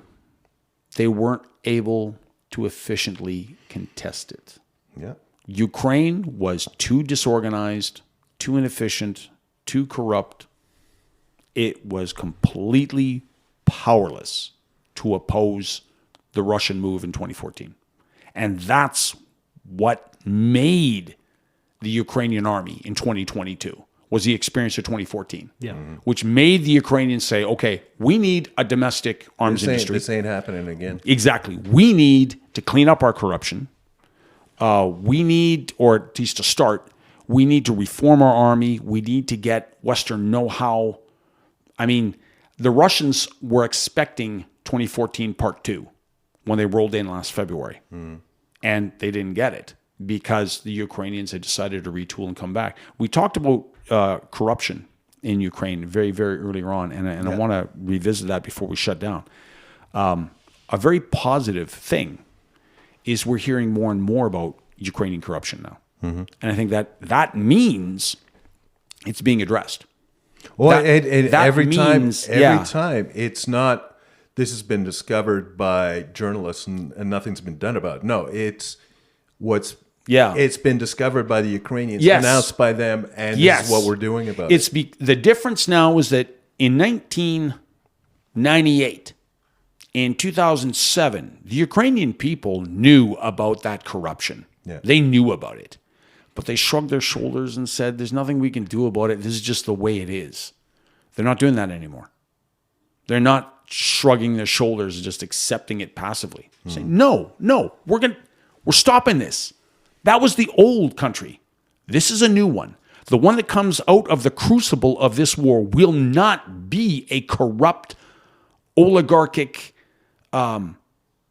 post-Soviet, Russia writ small I agree. And they're not willing to accept that anymore. And this is kind of like we talked about the sunken costs. Mm-hmm. My son did not die to simply go back to the Ukraine we had in 2014. No, I agree. The only reason I brought up the corruption is, and I think it's laudable what they're doing. Yeah. They're doing it right. It's still, now that it's coming out, at this crucial time, it does provide ammunition for naysayers to kinda, it's being used by the pro-Russian side. Yeah, for sure. That's all I got, boys. That's okay. We're at about 2 hours 45 minutes here. So. Okay. Are you serious? Yeah. This is going to be our longest one ever. No, we've done longer than that. We've gone over 3. But. Have we? I'm on the record with my fearless prediction, so I can get roasted when they all turn false, or when they all get proven wrong is wrong. I think you'll be proven right earlier than you project. Send your comments to complicatedpod@gmail.com. Well, there's a first time for everything. The law of averages says it's sooner or later I got to get something right. You're gonna get it right once. Sooner or later. All right. All right. Peace out. Thanks, everyone.